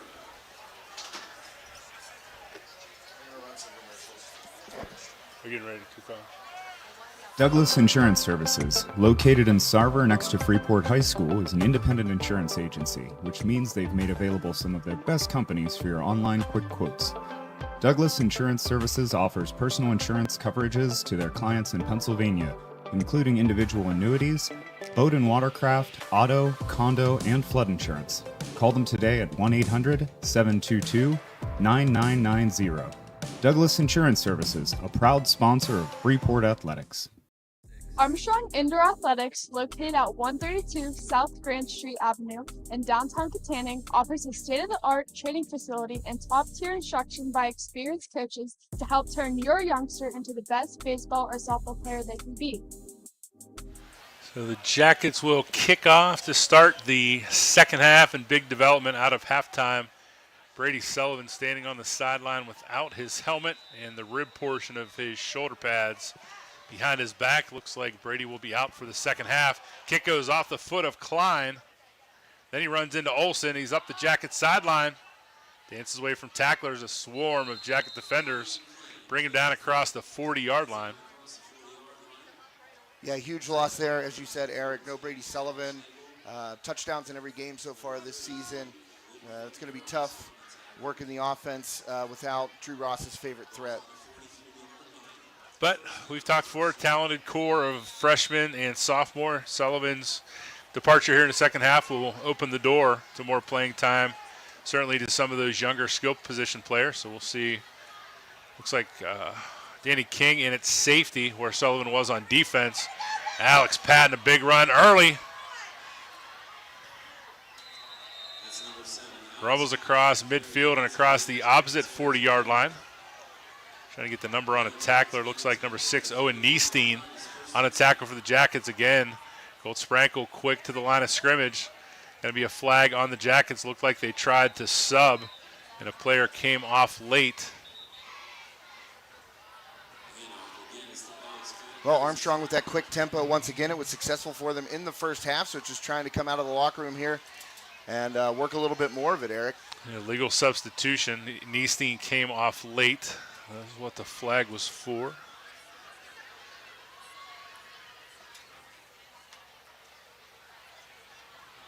Legal substitution on the Jackets. Move the ball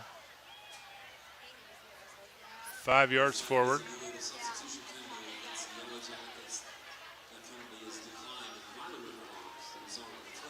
Penalties declined. They'll take the result of the play.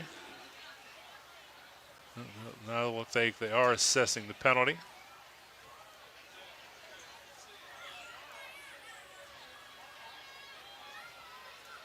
Seemed like he walked off a whole lot more than 5 or 10 yards there. Yeah, really. It was like it was 2 or 3. Legal substitutions on a 15-yard penalty.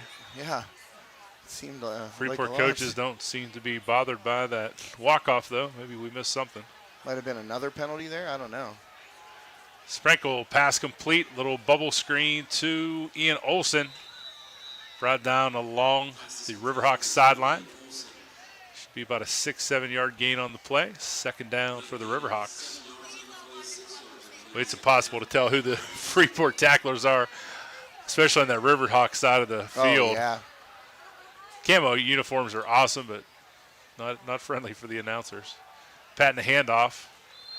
Wrestled down by 3 Jacket defenders, Brady Pega. And number 57, Mason Lowe's, contribute on that tackle. If you're wearing camouflage, it has to blend in, right? And the numbers That's the whole point, yeah. Numbers certainly blend in. Look good in pictures, not so much here. Far side of the field for sure.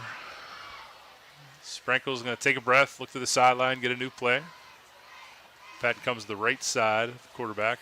Receivers, pair of receivers on each side for Sprankle. Fakes the handoff and tosses for Jablonski. Jukes the first defender, still on his feet. Tackled inside the 5 yard line. That's another big Riverhawk first down. Well, Jablonski not going down easily right there. Good yards after the catch once again. Colt Sprankle gets it out quickly. Olson looked like drew double coverage down the sideline there, so that allowed Jablonski to be underneath wide open. And now Olson has single coverage that they're going to hand off to Patton. Good defensive stand there by the Jackets to deny Patton a goal line. Jablonski had come over to the left side of the formation, giving Olson single coverage on the right, but they hand it off to Patton. Now they're going to bring in fullback number 35, Nicholas McNeely.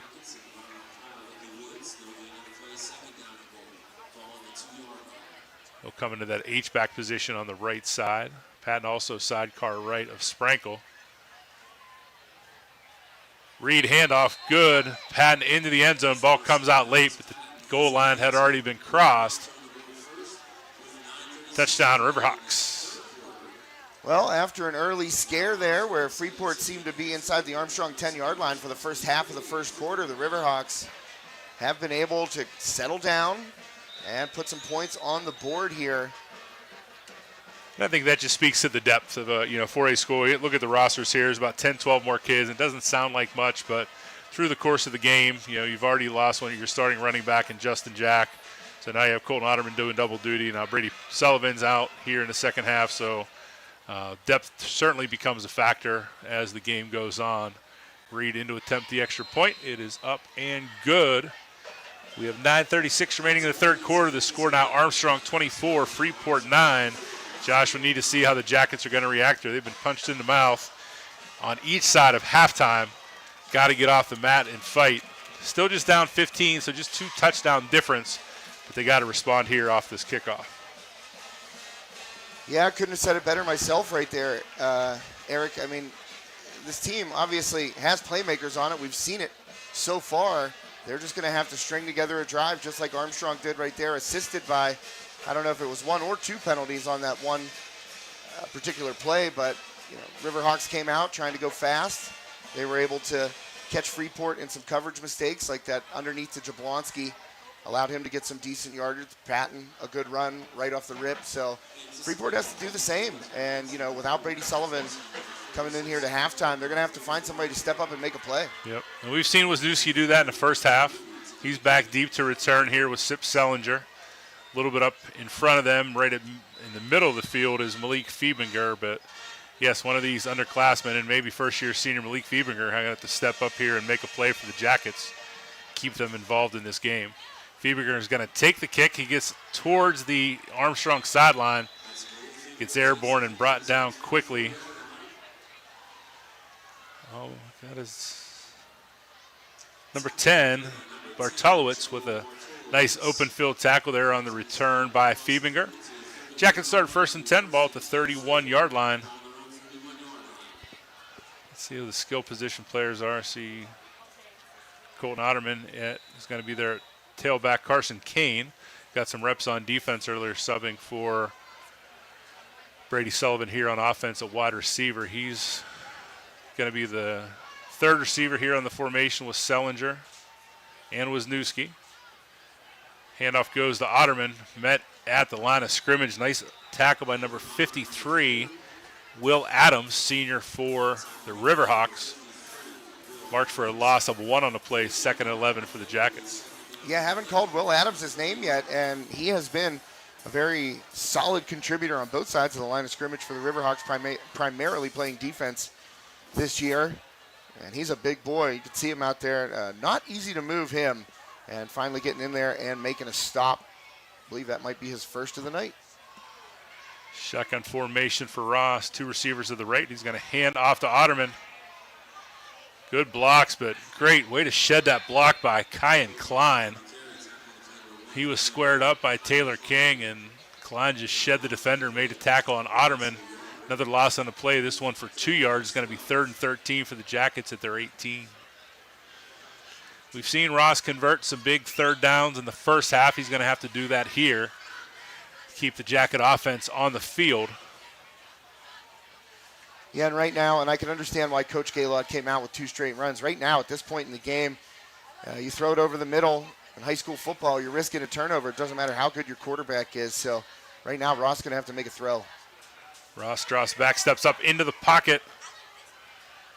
He's going to keep the ball run out of bounds, get as much as he can. Back across the original line of scrimmage. It's going to be about a gain of about 5 to bring up a 4th and 8. Pretty deep inside Jacket territory. Probably too early to go for on a 4th down on this side of the field, so they're going to bring in Sip Sellinger to punt. Not if you're the Detroit Lions. But, yeah, I mean, smart play there by Ross, not trying to force anything down the field. As you said, still just a 15-point game. That's 2 touchdowns.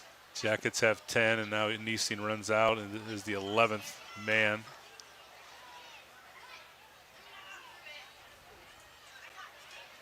I thought Armstrong might rush a few more, just one providing pressure there. Nice return early here. Set up by Ian Olsen, splits the defenders across midfield and tackled inside Jacket territory at the 40-yard line. Olsen, one of those guys, when the ball's in his hand, he could take it to the house no matter where he is on the field. Tremendous athlete, and he's just getting better and better. Like Brady Pegg delivered a big hit there at the end of the return on Ian Olsen, just a junior. A great connection last year with his brother Caden slinging the ball.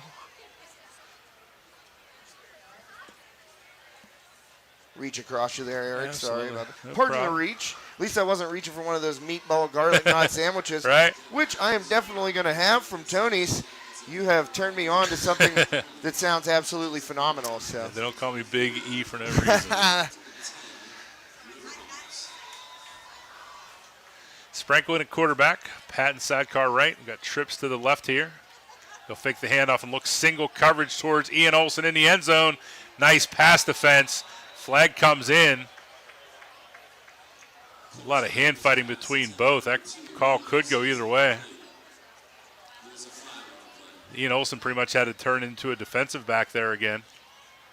And it is going to be pass interference against Olsen on offense. We've seen far too many times for Ian Olsen. Hasn't affected the score so far, but at least 3 times off the top of my head, he's had to play defensive back as a wide receiver.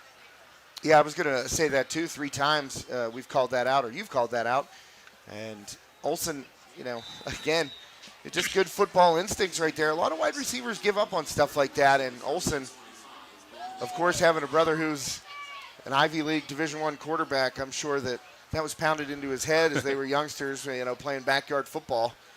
Never give up on a play. That's part of the growing pains, again, of another sophomore quarterback. So Sprinkle's going to learn from it and be better for it down the line. Connects here to Kyan Klein. Great coverage again by Wisniewski. But Klein went up and made a play and gets into the end zone for another Riverhawk touchdown. Well, Sprankle, Coach Fabian, this is one of his hallmarks. You get a couple touchdown leads, boy, you're putting your foot on the gas pedal, and that's exactly what Coach Fabian called right there. Hey, miss a deep shot, get a pass interference on one side of the field. Why not come back to the other side and try Klein?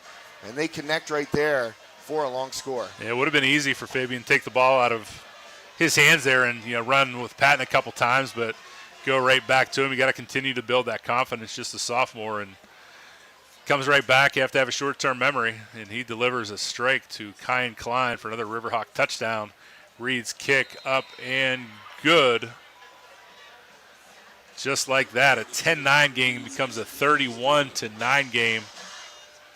3 quick touchdowns, 1 before and 2 coming out of the half, have put Armstrong out to a commanding 22-point lead. So 7:35 remaining here in the third quarter. Said it on the last touchdown, but need really some kind of response here out of Freeport, or it's going to become a JV game here in the fourth quarter. Yeah, Coach Gaylock going to have to turn Ross loose here on this possession, you would think, and the Riverhawks are obviously aware of that too, and we'll see how defensive coordinator Chris Hooks over there in the Chris is usually down on the sideline. I don't know. I don't see. Is he over there? Yep. Oh, he's right there beside us, yes. How could I miss him? Well, I mean, I'm as big as he is, blocking the view, so yeah. But no, Chris is there. And to think about the big picture for both of these teams, it's a non-conference game. It's a 3-touchdown game. I don't think either team is, Freeport's not going to give up, and like you said, Armstrong's not one to let off the gas, but at some point in the near future may start to look ahead to conference play that starts next week for both schools. Riverhawks celebrating like they got that pooch kick. And they did. Freeport pulled it off first home game here a couple weeks ago, and they succumbed to the same thing here. Pooch kick, put the ball into the hands of one of the big guys instead of the quicker, fast guys, and paid off for the Riverhawks. They're going to start 1st and 10. Ball at the Freeport 45-yard line. Thought maybe we would see Oliver here, but Sprankle back in for at least one more series here at quarterback. Trips to the left. Klein, Bartolowicz, and Jablonski puts Olsen in single coverage to the right. Sprankle's going to throw his way. Nice little hook. Dance move picks up the first down, run out of bounds by Sip Sellinger, but not before Olsen picks up another Armstrong first down. This is the 3rd game of the season that Colt Sprankle has thrown 3 touchdowns, against Newcastle last week, first week of the season against Valley, and now tonight here at Freeport Stadium. So Sprankle racking up the touchdown passes. Nice little belly option. Faked it to Patton. He rumbles up the Riverhawks sideline, finally dragged down at the 5-yard line. Way to pull the ball out of the belly of the big man and run it down the sideline for another big play for the Riverhawks. 1st and goal Ball's going to be spotted right at the 6-yard line. Well, the dreaded RPO right there, and you're right, he held it in Patton's gut for a long time. Sprankle saw it open up, so kept it himself. Sprankle's going to take a look to the sideline. Trips left, Olsen in single coverage again to the right. A little bit surprised that they're leaving Olsen over there in single coverage earlier. Brady Sullivan was shadowing. Ooh. There's a safety on that side. Going to get into the end zone for another Armstrong touchdown. Colt Sprankle, design keeper, gets Armstrong back on the board again. Quickly getting out of hand. Score now Armstrong 37. Extra point pending. Freeport 9. Well, the Magic Man, as he is affectionately known around High Top Sports Network headquarters. Magic Man, again, using that shiftiness on the designed run. Sprankle able to run one in. Who says he's not a running threat? Well, when you have the option to put the ball in the belly of Alex Patton, who's just been gashing up the middle, and now looking on the Freeport sideline, Colton Otterman standing beside the trainer. So not a good turn of events for the Jackets, losing Brady Sullivan and now Colton Otterman, two of their senior leaders, senior captains.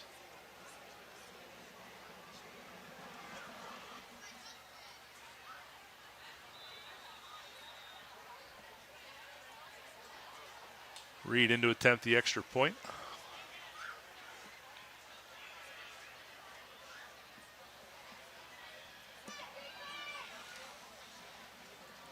Good pressure on that kick. Reed gets it off and through the upright. And with 6:47 remaining in the third quarter, Armstrong out to a commanding 38-9 lead over the Jackets.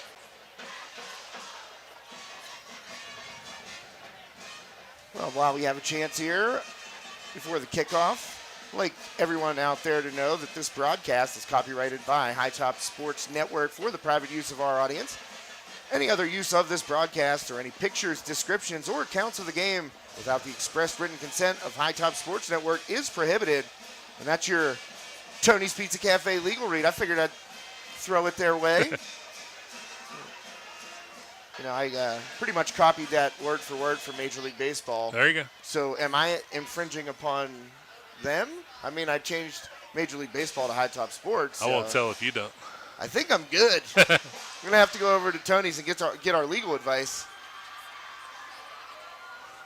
A couple insurance agents, no law firms sponsoring. No law firms. Okay. Got to find one. I know a guy. I'll see if he's interested.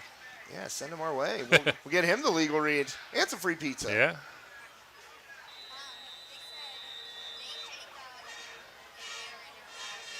So Wisniewski, Sellinger, and Fiebinger all deep again.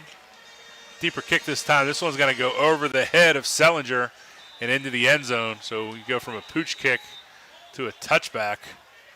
Reed can do it all. Jackets will start 1st and 10. Ball at the 20-yard line. I wonder if, Coach Fabian, Reed being a very experienced kicker, also one of the captains on the soccer team, I wonder if he gives him the kind of the go-ahead. Hey, if you see the deep return man creeping up, just walk up and bang it. Right. Because that stuff, you can't get that play in from the sidelines that quickly. You're going to have to ask about that. See how that is relayed to Hunter Reed. Got trips left. Let's see who the tailback is. Might be number 9, Braden Pamebo. It is Braden. Pass complete to Braden. Nice little Picks gainer. up a first down. Braden Pamebo, another one of the deep freshman stars. He was the starting running back for the 8th grade team last year. Starting tailback for the JV squad this year. Gets in for Colton Otterman, who's standing on the sideline holding his helmet, who is subbing for an injured Justin Jack. So good quality reps here for Braden Pamebo. Catches and picks up a big first down for the Jackets. That goes back to what you were talking about, Eric, about the depth, the difference between a 4A and a 3A team. Those 10 to 12 guys make such a huge difference. Pamebo this time the handoff. Number 1, Kine Klein. Number 3, Ethan Ekman combined on the tackle. They met Pameba right at the line of scrimmage. No gain on the play to bring up 2nd and 10. Another freshman, number 8, Danny King, into the game for the Jackets.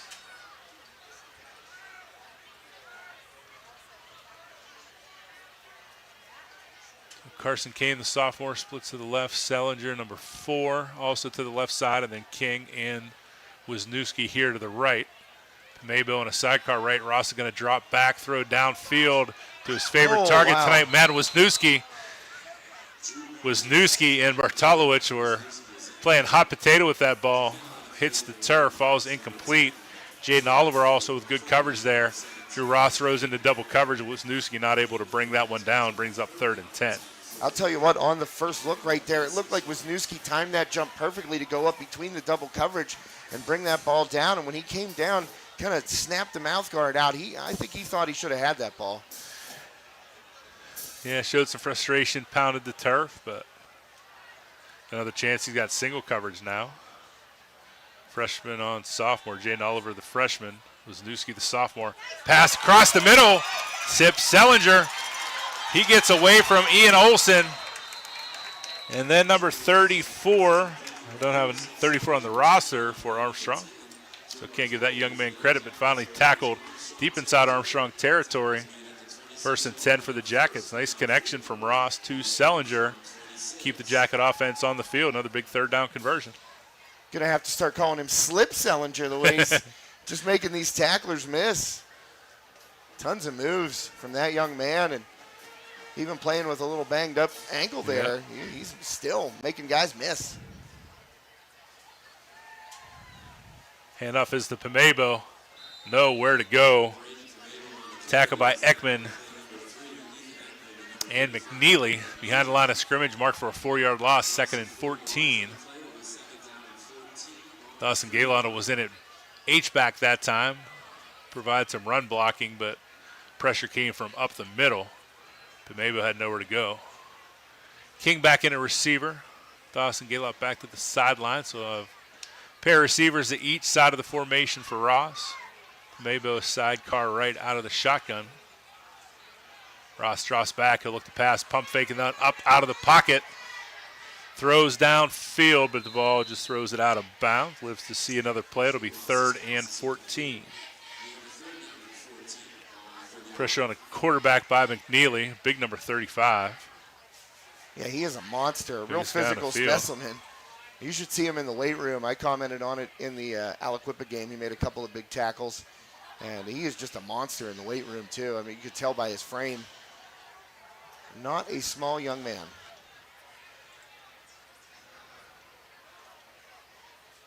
The trips left this time. Danny King and Sip Sellinger on the left side of the formation with Carson Kane. Ross looks to the left, doesn't find anybody open. Leaves the pocket, steps up and finds Sip Sellinger again. Tackled inside the 10. Late flag comes in from behind the quarterback. Somewhere between number 53 for Armstrong and number 56 for Freeport. Either 55 or 56 for Freeport. That's King and Woods.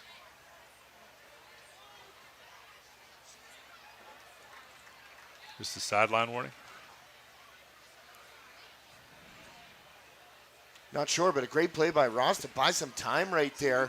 Sellinger opening up across the middle, and Ross on the run hit him with a dart. So Freeport not laying on the canvas here after a couple of quick scores by the Riverhawks. They're fighting. Yeah, got a young core of talented skill players. Sip Sellinger, the oldest, being a senior, but a lot of meaningful minutes here this season.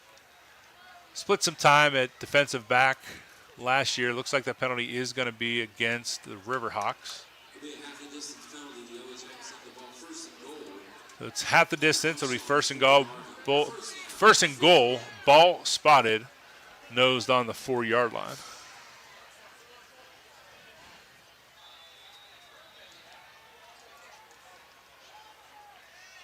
Pair of receivers either side for Ross. Scans the field, doesn't find anything he likes. He'll just look to throw it away. Ball falls harmlessly out of bounds. Brings up 2nd and goal. He was back the whole way up to the 25-yard line. Good coverage there all across the board. Flag over here deep inside on the Freeport sideline.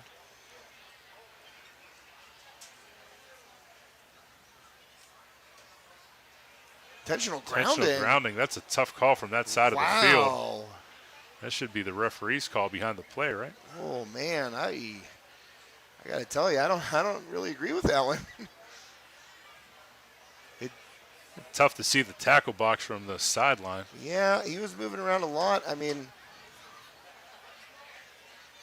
let's go. It'll be a 9-yard penalty. 2nd and goal from the 9.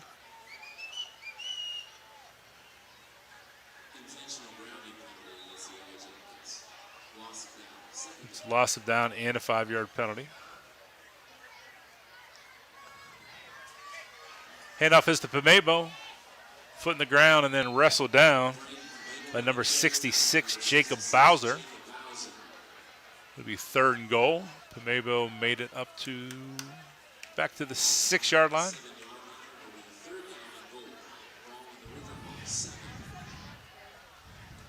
Got to think at this point he'll be looking for Sip Sellinger. Maybe he can get Wisniewski in single coverage. Those have been his 2 primary targets. Haven't seen the ball go to Danny King or Carson Kane yet.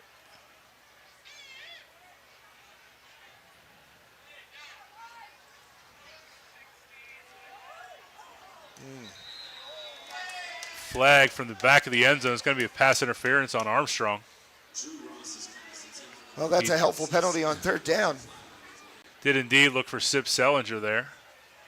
I think arm came across the shoulder of Sellinger just as the ball got there. It'll be 1st and goal for the Jackets. Oh, it was already goal, so it'll be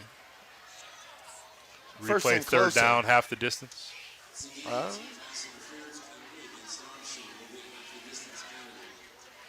It gets back to where it was originally. It was 1st and goal from the 4. Now it's 3rd and goal from the 4. Definitely 4-down territory. There's no virtue in kicking a field goal this late. Passes to Wisniewski. Touchdown Jackets. Oh, I can't get the angle there with the camera. It went in the back corner. Tough angle. You have to trust us on that one. Oh, man. That's nice job by Wisniewski. That would have been really easy to push off there and draw an offensive pass interference, but did a nice job to free himself without pushing off. Gets 2 hands on the ball, 2 feet on the ground. And the Jackets are back on the scoreboard with 3:05 remaining in the 3rd quarter. Cole Troutman will be in to attempt the extra point. Oh, bummer. I got to change this angle here. That stinks. I really wanted to get that touchdown because that was a heck of a play. Great catch by Wisniewski. So we'll stick with the other camera here for zooming in while I... Troutman's kick isn't pretty, but it's true. Extra point is up and good. Now with 3:05 remaining in the 3rd quarter, it's Armstrong 38, Freeport 16. Try this. Well, hey, good response there by the Jackets. Come down the field, you got to put up 7 right there, and they do it. Not thrown in the towel would be easy to do, but no quit in this Freeport team. A lot of young players need time to develop. Getting good reps here against a nice 4A squad from Armstrong.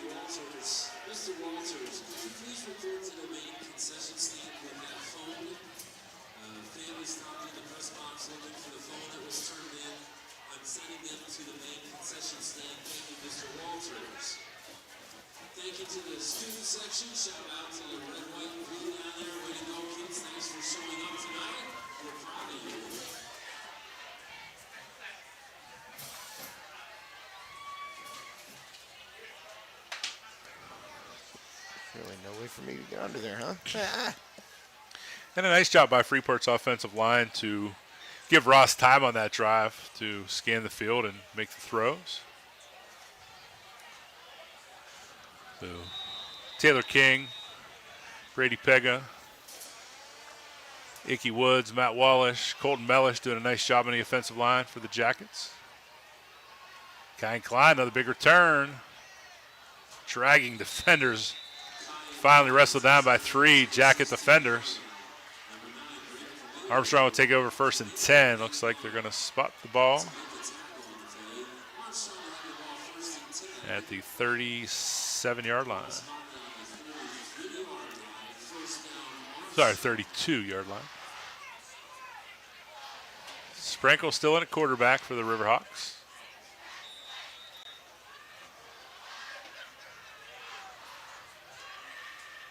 Trips to the left side of the field. Freeport ran a defender on the field late. That was number 14, Cam Schlegel, another freshman.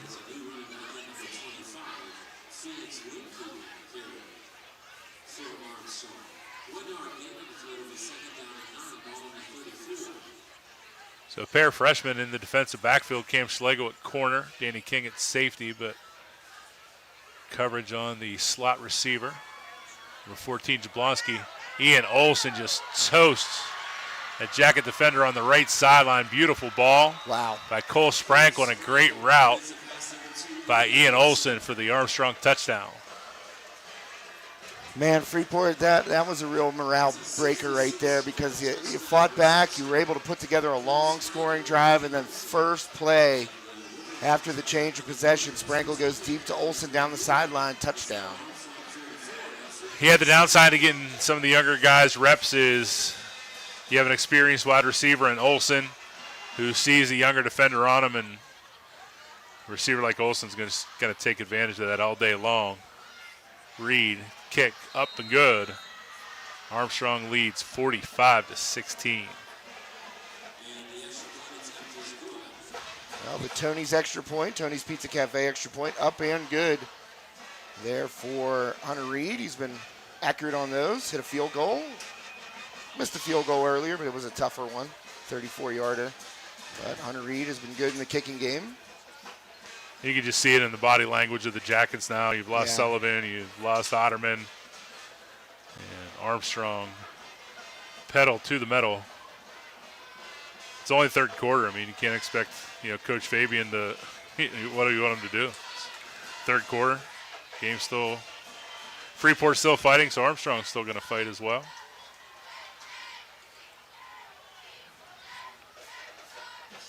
Just have 9 and now 10 Jackets on the field for the return. Grayson Pega, another freshman, in for the return. So it'll be Pega and Wisniewski deep.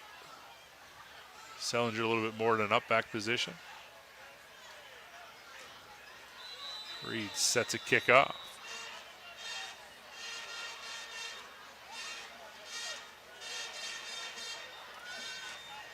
Another banger. That one's going to be taken by Sellinger inside the 10, or that's by Pega inside the 10. Pega tackled by Jablonski at the 24-yard line, where the Jackets will take over 1st and 10. Well, we'd like to thank our scoreboard sponsor, Sprinkles Neighborhood Markets, downtown Katanning. Of course, you mentioned Saxonburg location and Leechburg location. More than just your hometown grocery store. It's your one-stop shop for everything on your list. Whether you're in need of the finest cuts of meat, freshly sliced cold cuts from their award-winning deli, or anything else you and your family might crave, you'll be able to find it at Sprinkles. Stop in every Wednesday for Sushi Madness. Pick up those $5 handmade sushi rolls, or pick up a grab-and-go meal, or one of the big old subs like Eric was talking about earlier. They're the best. Sprinkles Neighborhood Market, where you can always hashtag Save on meats. Oh, yeah, you're a natural. I do that with everybody I do a game with, and then they just kind of look at me. So first move here by the Jackets, bringing in the second string, if you will, and part of that is by attrition, but Danny King, freshman quarterback in the game. He's been at wide receiver and safety, subbing for Sullivan, and now takes the reins at quarterback from Drew Ross. And Armstrong has acted in kind. Most of their starters out now. Well, maybe not quite yet. Rocco Swartz with a big tackle in the backfield. Braden Pamebo. I guess Armstrong does still have most of their starters in here. Now you'll see some of the subs start to come in from the sideline.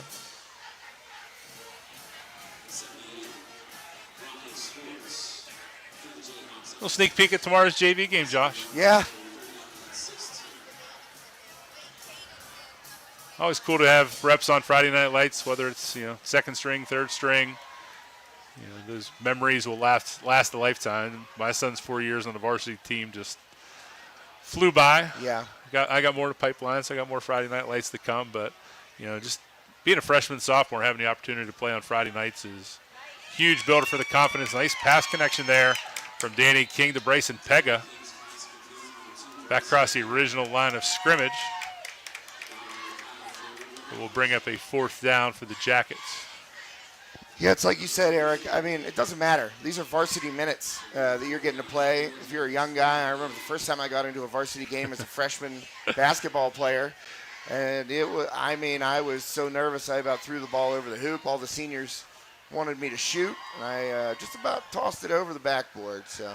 I'm sorry, not laughing at you. I could see Coach Fabian up here. Signals over the sideline to call a fair catch, and Coach Olson signaled into Ian, and Ian looked over like, are you serious? Like Ian wanted to try to take one to the house there. Punt's going to roll inside Armstrong territory and down by Bryson Pega inside the 40. But the Jackets will start 1st and 10. FYI, totally okay to laugh at me when I tell a Katanning basketball story. I mean, yeah, you can laugh at that. We were not good. There were some good Armstrong or some good Katanning basketball teams. Different points. What decades? Not in the 90s, let me tell you that.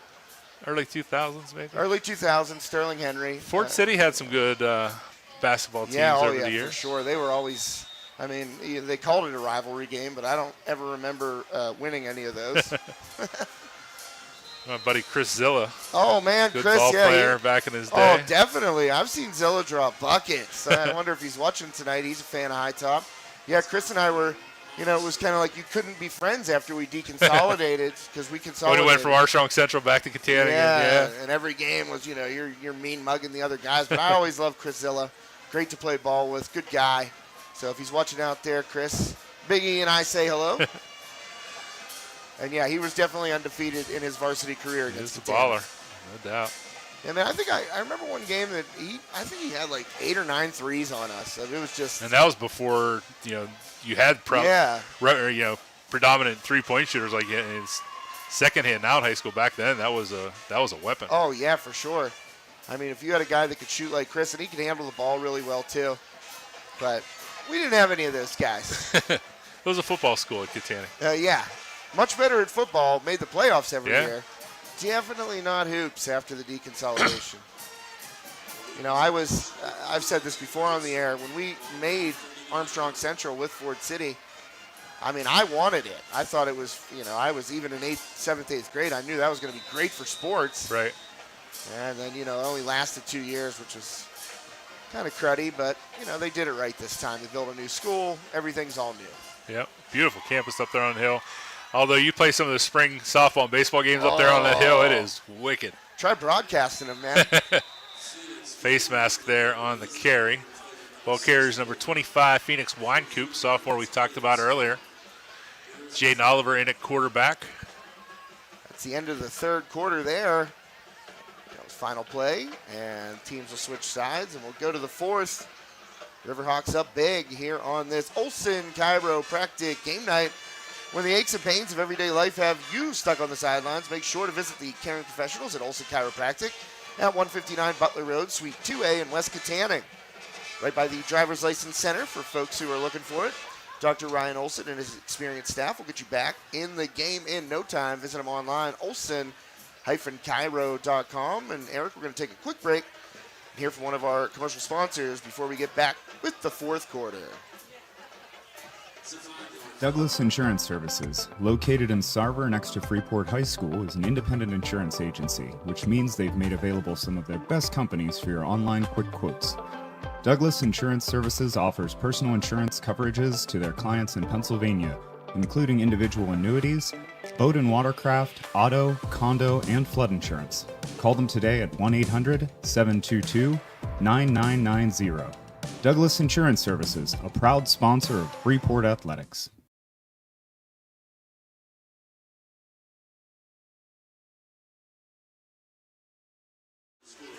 So you talk about Olson Chiropractic. I was looking at the new skill players coming on, and had one graduate last year in Caden. Ian's put on a show here at wide receiver. Now Quinn Olson, freshman, in the game, number 9, another skill player, Oliver Jones, another freshman, number 6, was in at wide receiver before the end of the third quarter there.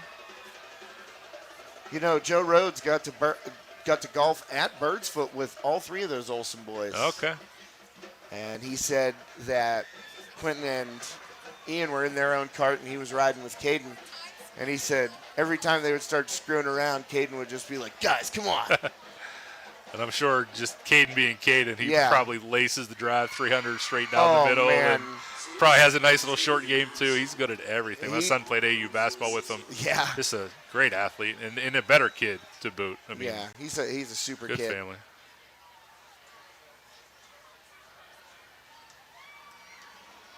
Well, nice little fake toss there by Jaden Oliver. Picks up first down. He's across midfield and now across the 40. Tackled by Brayson Pega, but not before Jaden Oliver picks up a big Riverhawk first down.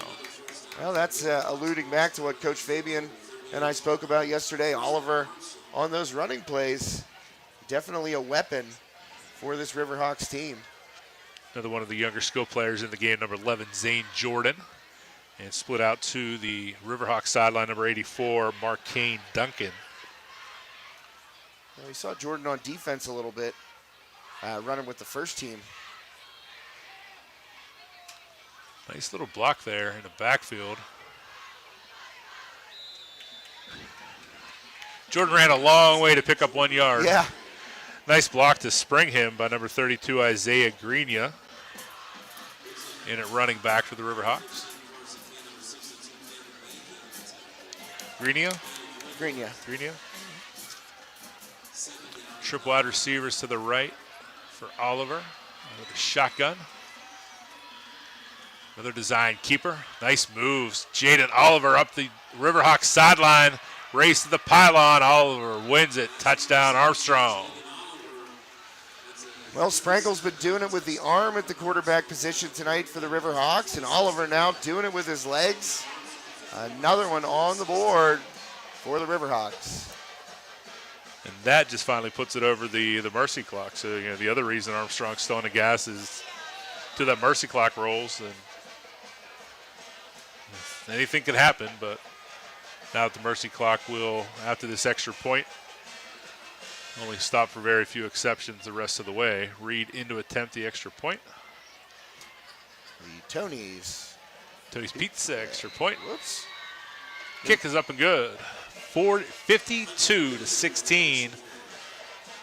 A 36-point advantage for the Riverhawks with 10:46 and rolling here in the fourth quarter. Well, you got to give Freeport credit with the way they came out of the gates tonight.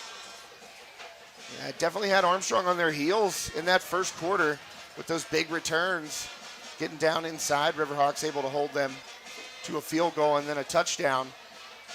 And Armstrong, once that offense gets revving, that's one of Coach Fabian's fortes, if you will. He's quite the offensive mind. Yep, and that tempo is just so tough on the defense. Can't catch your breath, can't sub. We could barely catch our breath up here. Yeah, right? Grab the water. Like Coach Fabian's going to head over to the sideline for the rest of the game. You don't see very many head coaches up in the booth. A lot of them are on the sideline, and you'll see some coordinators up in the booth, but Fabian is going to head to the sideline for the rest of this game. I'm sure Coach doesn't love every question that I ask him. I can kind of see it in his facial expressions. But I had asked him about being in the box, and he said it's just it's a vantage point that he's more comfortable with calling the offensive plays. He has a whole system of how to relay his messages down to his players on the sidelines, but he likes to be up above when he's calling those offensive plays. Another nice boot by Reed goes into the end zone for a touchback. First and 10 from the 20 for the Jackets. The 10:46, and once they set the ball and wind the clock, it'll roll for most of the rest of the game. We got to start thinking about our Body Revolution player of the game here, Eric. So I was like, one thing Wayne and I tried to do is not give it to someone who's already won it, so I'm not sure who you guys have given it to for Armstrong so far this year. It'd be tough not to rev top of my head. Colt Sprankle with 3, maybe 4 touchdown passes, another touchdown run. Patton did a nice job on the ground. So my vote would be for Colt Sprankle. Yeah, Patton, I think, won week one because he had 3 rushing touchdowns and an interception return for a touchdown. I did the Armstrong Aliquippa game, and I gave it to Quentin Good, their quarterback, Aliquippa's quarterback. And then last week it was Ian Olson, a big game receiving, had that kickoff return for a touchdown to start the second half. So Colt has not won it yet, and I think it's about high time we award him the Body Revolution Player of the Game. I'll let Colt know that he can stop down and pick up his T-shirt there. Danny King delivers a shot to his buddy Bryson Pega. Nice open field tackle. Body Revolution, our Player of the Game sponsor for every Freeport broadcast this season. 24-hour fitness center located at 210 High Street, downtown Freeport. And they offer unmatched affordability, all new equipment, personal training, and more. Body Revolution is a privately owned fitness training and group fitness center with a strong commitment toward personalized service and individual attention for those seeking to achieve a healthier lifestyle. Membership rates start as low as $21.99 per month, and there are never any gimmicks or hidden fees. To learn more, visit them online at bodyrevolutioncenter.com or call 724-295-2831 for more details. Thanks to Heather and Dan Snow down at Body Revolution. Much appreciated for their sponsorship of Freeport Player of the Game tonight, Armstrong's Colt Sprankle. Nice run there by Braden Pumebo to pick up a jacket first down. Danny King still in the shotgun here. Drops back, and he'll throw downfield to Carson Kane. Carson tried to get inside the defense of number 16, Caden Lewis. Did a nice job in coverage there. Pass falls incomplete to bring up a 2nd and 10. Yeah, I was looking at the Freeport roster there. I was like, I don't think that's who that is, but now I've got the correct roster in front of me. Yeah, Caden Lewis out there, freshman, 5'8", 130-pound defensive back, getting some run here as this clock continues to roll. 8:18 left in the fourth quarter. And for Freeport, you just hope that the injuries that piled up today, they were just playing safe because it was a non-conference game, started to get away from them. So, just played it safe with Colton Otterman, Brady Sullivan in particular. Didn't finish the game. Yeah. Hopefully they're good to go next week. Go down to Mount Pleasant next Friday night. Oh, yeah. You and Wayne in for that one, or? Not sure yet. I offered something to my wife next weekend. I'm a big fan of The Office. And, yeah.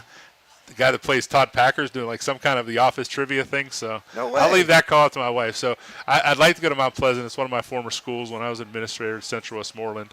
Mount Pleasant was, probably my favorite of the 10 schools there. Just a lot like, Freeport and Armstrong, just, blue collar, the kind of borderline between suburbs and rural area. Just a great community, great football community too. They have a great youth football program down there.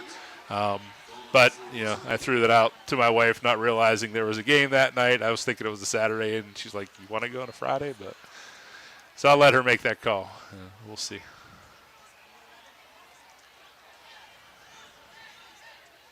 Well, let us know. We've gotten lots of compliments with you and Wayne on the broadcast. Quite the team. He's just sent a text. He's watching the High Top Sports Network from Kokomo, Indiana. And Wayne's not a race fan at all, but there is an awesome racetrack at Kokomo. Awesome facility out there. But softball takes him on most weekends. But we'll see. I'll let you guys know what. Definitely going to be here in a couple weeks for the. I'm trying to think who our next home football game is. It's homecoming. Shadyside. Yeah. Should be a Shadyside game.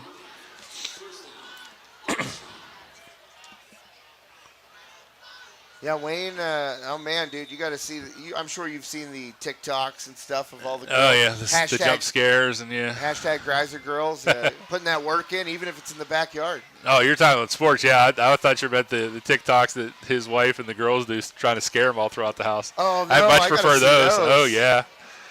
You have just Oh, given yeah. me something to do this evening after we turn in the leader times pages. I have a feeling my phone's about to blow up. Hopefully he stopped listening a little bit ago. But, yeah, the girl's growing up, being in a house with wife and 3 daughters, he's severely outmanned there. So Now, did you and your 4 boys do that to your wife? No. I was going to say that would be a risky business right there. No. Yeah, I'm pretty wise. Yeah. I don't want to die in my sleep. So Happy wife, happy life. exactly.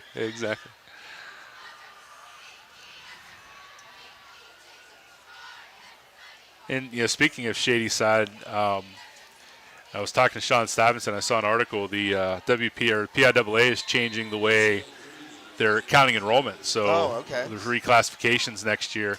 Talking about Central Westmoreland. So all this up until now, including this current cycle, any student who's at a CTC, cyber school, charter school, or homeschooled, they only count 10% of those students.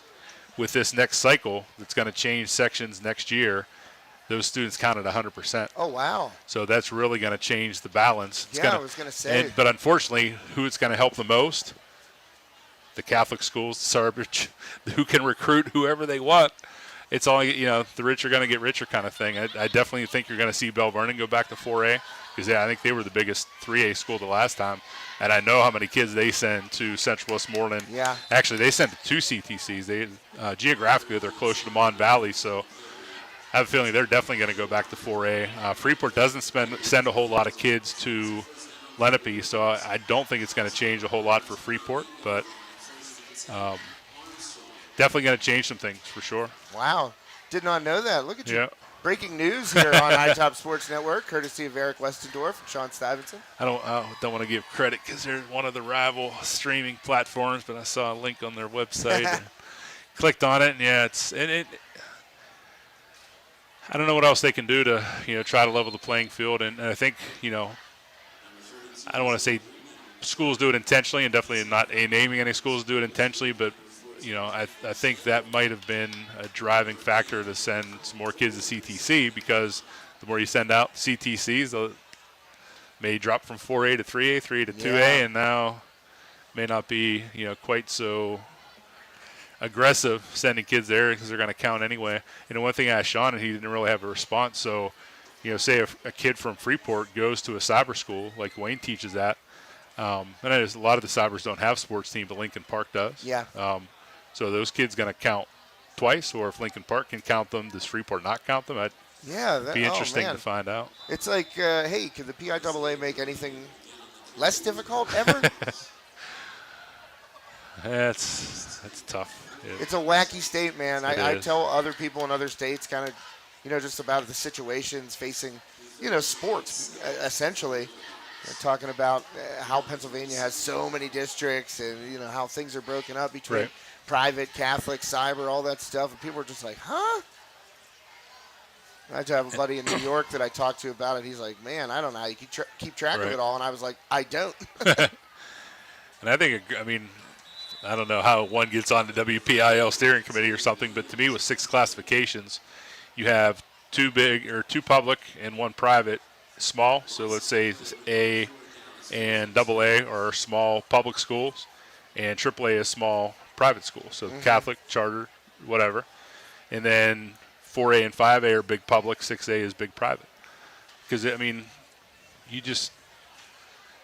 I refuse to believe that a kid from Vandergrift is going the whole way to Wexford for the Catholic education. He's going to play a sport.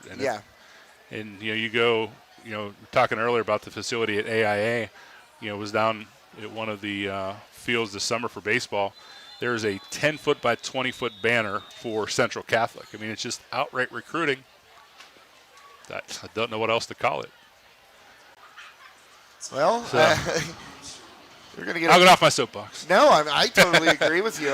We both have different attachments to the same issue, and it's like, I totally agree with you. It's something that seems to sprout more problems than solutions. You know what I mean? And everybody seemingly has an agenda, no matter who they work for, or what school district, Right. or what organization. Yeah, I got no answers. And on the educator, the school administrator side of me loves school choice because of for whatever reason you don't like what's going on at Freeport, whether it's whatever the case may be, because the traditional public school model doesn't work for all kids. We know that. Right. So homeschool is a great option. Cyber school is a great option for some students, but it's killing the funding of the public districts, and it really puts the sports team at a competitive disadvantage. Every year you look at WPIAL and PIAA championship games, it's a disproportionate number of private schools. They make up a small percentage of the overall piece of the puzzle, and they make up a huge percentage of the most competitive teams. I'm going to get you on those committees. It's all my free time, right? Yeah, exactly. You got nothing going on. The change of possession right there. Freeport going to have it. 1:52 left here in the fourth quarter. Fans heading for the exits. 52-16 Riverhawks. Tons of great sponsors on this evening's broadcast, both Armstrong and Freeport small businesses. And I just want to let everyone out there know as this game comes to a conclusion. Let me find it here. I have it written down so I was looking to see what Terry Steffi has for his Sunday specials. I actually looked at that before I left, and I can't remember right now. I got it. But I want to let everybody know as we get a pretty nice run here by the Jackets. Didn't see the number, of course. Braden Pameba, number 9, I believe. Yep. But we hope that you've been enjoying this evening's high school football broadcast right here on High Top Sports Network. Wherever you may be watching, we would like to thank our generous sponsors for their continued support of HTSN's coverage of local high school athletics. And we would like to remind our audience that if you or someone you know is in need of any of our sponsors' services, or goods or services, please do not hesitate to contact them first. It is because of our sponsors' support and belief in HTSN's mission that you are able to view this and every broadcast on High Top Sports Network free of charge. Try to pick up the number there. 22. Chase Flynn, freshman. So Terry's Sunday takeout option looks a lot like the Thanksgiving menu. Oh, man, at the stick to Steffi the House. ribs. Stuffed turkey breast, noodles, mashed boy. potatoes, green beans, coleslaw, pumpkin crunch cake. Pumpkin crunch Sounds cake. interesting. Peanut butter lasagna for dessert. How about that? Had Terry cater my birthday party when my 45th birthday here earlier this month, and we ordered. Sure, he had plenty of leftovers. We ordered for 20, and he provided for 60. Yeah. My mom sent a text to the group chat, the family group chat, and said, "Everyone, please bring your Tupperware. Terry Steffi is a crazy man." Yeah. You will never go hungry when Terry's catering, and we usually have leftovers for at least 1 or 2, if not 3 or 4 days. Oh, yeah, for sure. So tough end of the game for the Jackets. 52-17 is the final score. Just like the game started, ending with good sportsmanship here. Before we came live, it's a military appreciation night. It's why the Jackets have the camo uniforms. So they had enough flags for both teams to stagger in, walk together. A lot of these kids grow up playing travel baseball and AU basketball against each other and with each other, neighboring communities. So good sportsmanship here on both sides. Tough. Nobody wants to be part of a mercy clock game, but a lot of mutual respect here between these two programs.